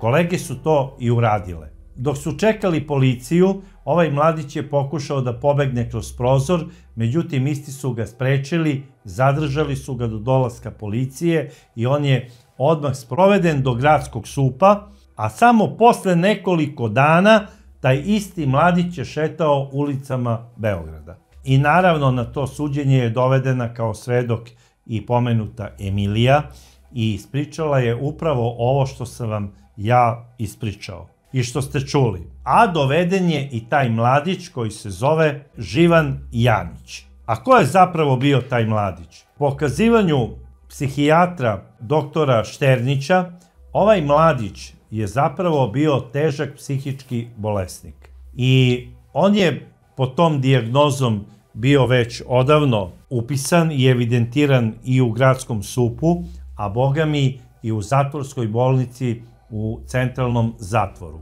Odakle je na ovo suđenje u vezi advokata Sotirovskog i doveden. I on je isto rekao da je tog dana bio u kancelariji predstavništva Rafinerije nafte Pančevo u Beogradu, ali da se on ne seća šta je pričao sa advokatom Guberinom i da se ne seća ni jednog detalja dalje u vezi slučaja.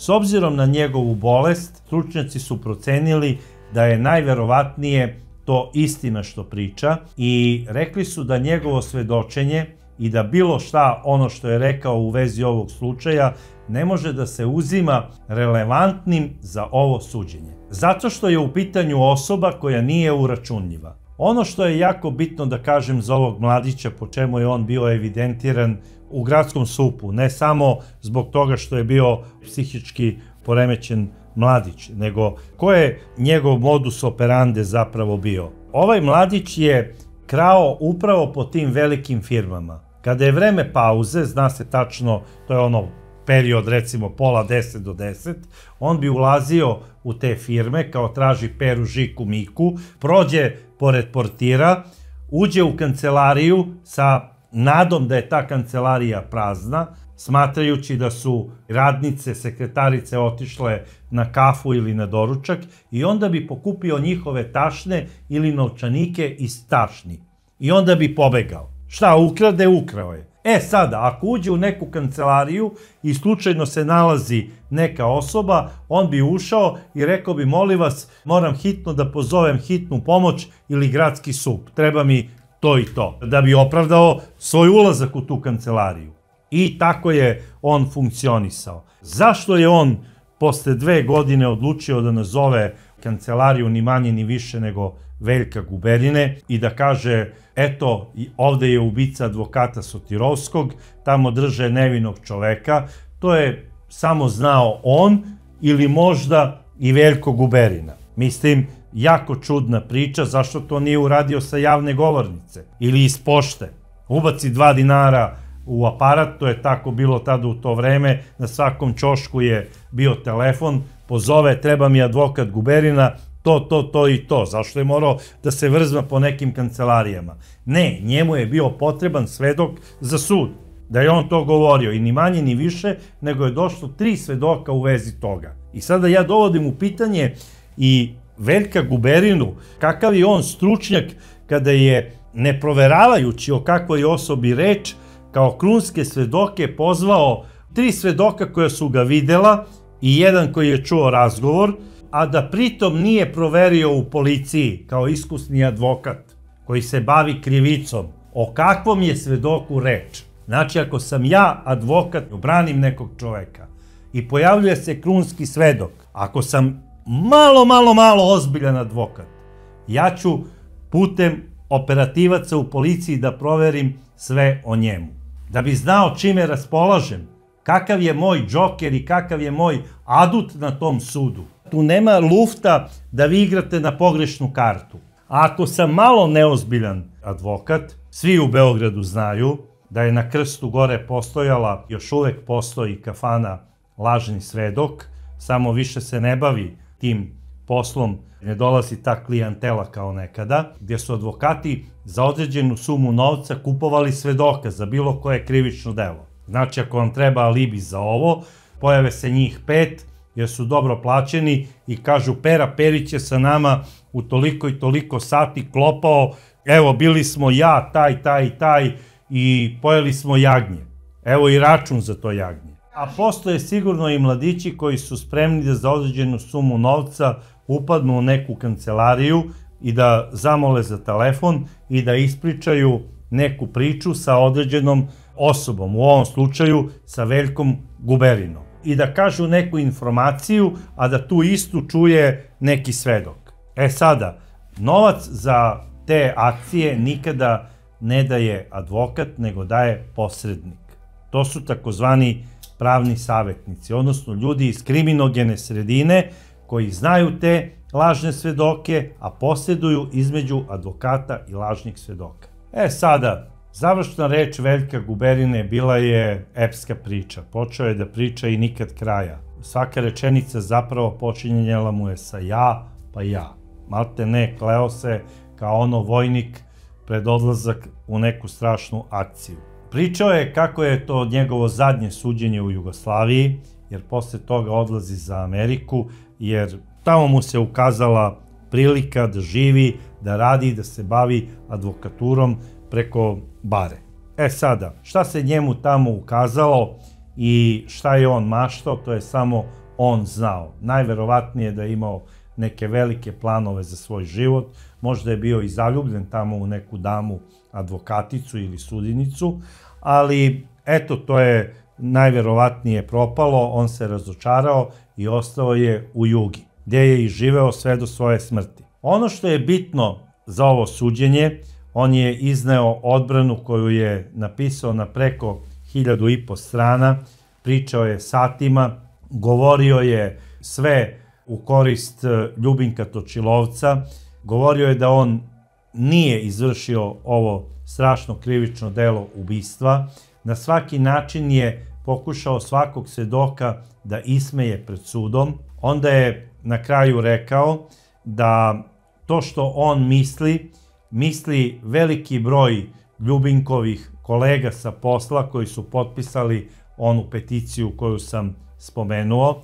Također je rekao da na mesečnom nivou Ljubinko Točilovac dobija preko 700 pisama koje će mu on dati da ih ima, kako bi ih jednog dana čitao svojim unucima i kako bi svojim unucima dokazao svoju nevinost, kad eto on kao veliki advokat nije mogao da dokaže Ljubinkovu nevinost pred sudom. Međutim, sud ga je saslušao i rekao je svoje. To što je rekao Viši sud u Beogradu tada, tog 25. februara 1969. godine, bila je potvrda smrtne kazne koja se preinačava na 20 godina zatvora. Naravno, Veljko Guberina je opet uložio žalbu. Ovu žalbu je odbio Vrhovni sud Srbije i predao je istu Vrhovnom sudu Jugoslavije. Znači,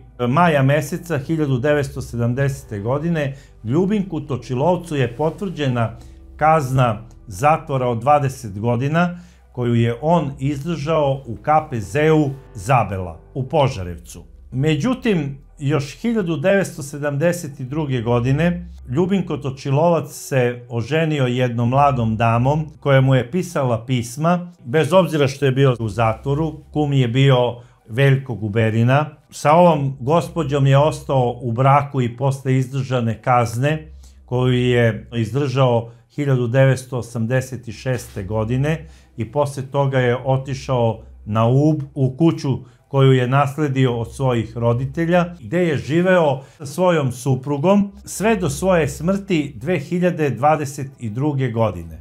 Unuke i decu nije imao, njegova supruga je još uvek živa i ona veruje da njen pokojni muž Ljubinko Točilovac nije izvršio ovo krivično delo.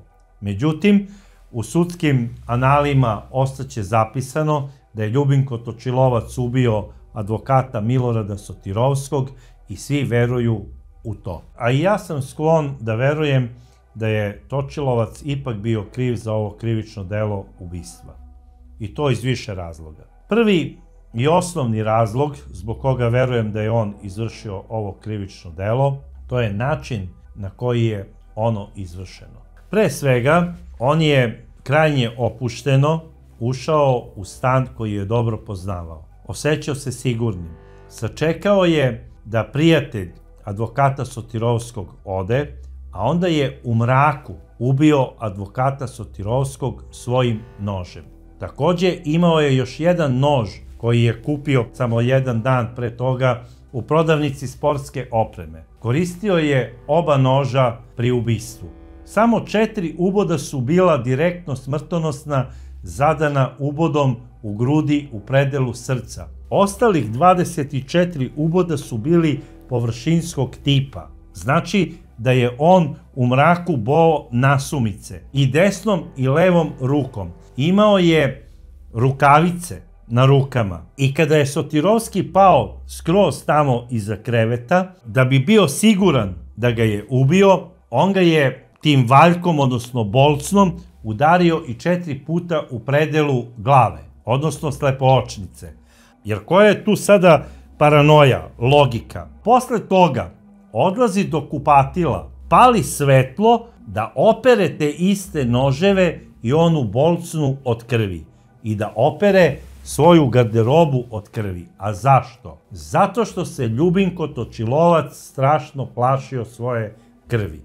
On krv nije mogao da gleda, ne samo svoju, nego i tuđu. I on je to pravo ne gledajući. 10 minuta posle ubistva, ubica ostaje u kupatilu svoje žrtve, kako bi se doterao i oprao. Znači, on to uporno pere. Drugo, da je totalno loš u tim zločinačkim izvršenjima, govori i činjenica da je odlučio da sve te stvari kojima je izvršio krivično delo ubistva, znači 2 noža i bolcnu, ostavi u kaljavoj peći. Totalno ludilo. Umotano u neki papir. Šta dalje radi? On onako lagano izlazi iz stana i malte ne u nekom samo ubrzanom hodu, hramajući, napušta samo lice mesta ubistva, što ukazuje upravo na čoveka koji je imao povređenu nogu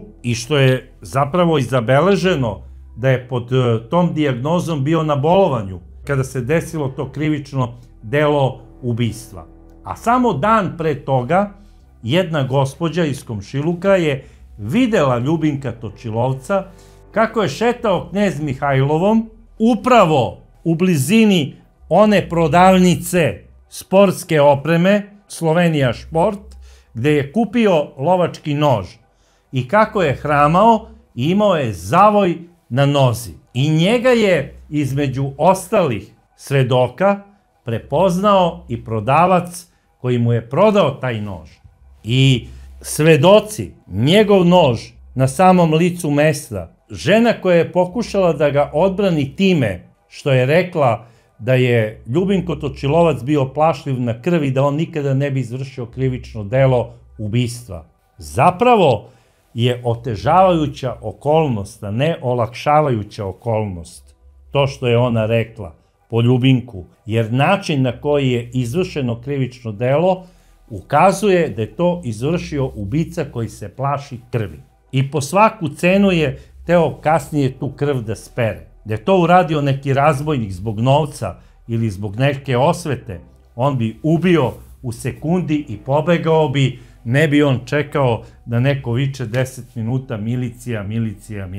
Ono što mene najviše isto buni u ovoj priči, to je, kao što sam već i rekao, nesposobnost tadašnje operative da za veoma kratko vreme sazna ko je zapravo ubica, odnosno da li je Ljubica Sotirovski imala ljubavnika ili nije imala ljubavnika.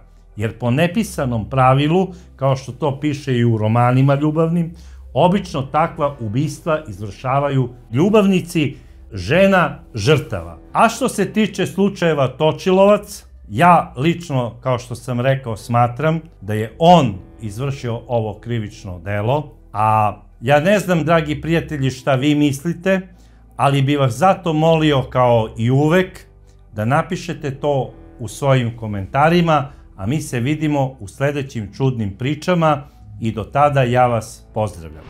Dragi prijatelji, ovo je bio novogodišnji specijal čudnih priča koji sam pripremio za vas. Večera smo govorili o slučaju Sotirovski u kojem nije ubijena žena, već njen muž. Međutim, u Srbiji je 2025. godine ubijeno 18 žena, a u čitavom regionu čak i mnogo više. To je manje nego ranijih godina i na prvi pogled taj podatak deluje ohrabrujuće. Ali bolje bi bilo da nije ubijena ni jedna žena, zar ne? I ja verujem da se ova cifra smanjuje zahvaljujući vama, dragi prijatelji. Zato što ste naučili da prepoznajete potencijalnog ubicu i da ga prijavite na vreme. I ja se ponosim vama. A u novoj godini imam i ja nekoliko želja. Policiji želim snagu i hrabrost. I da ne zatvara oči, već da svaku prijavu tretira kao da se radi o rođenoj sestri. Sudovima želim da prestanu da sažaljevaju ubice i da zaborave onu staru izreku pravda je spora, ali dostižna.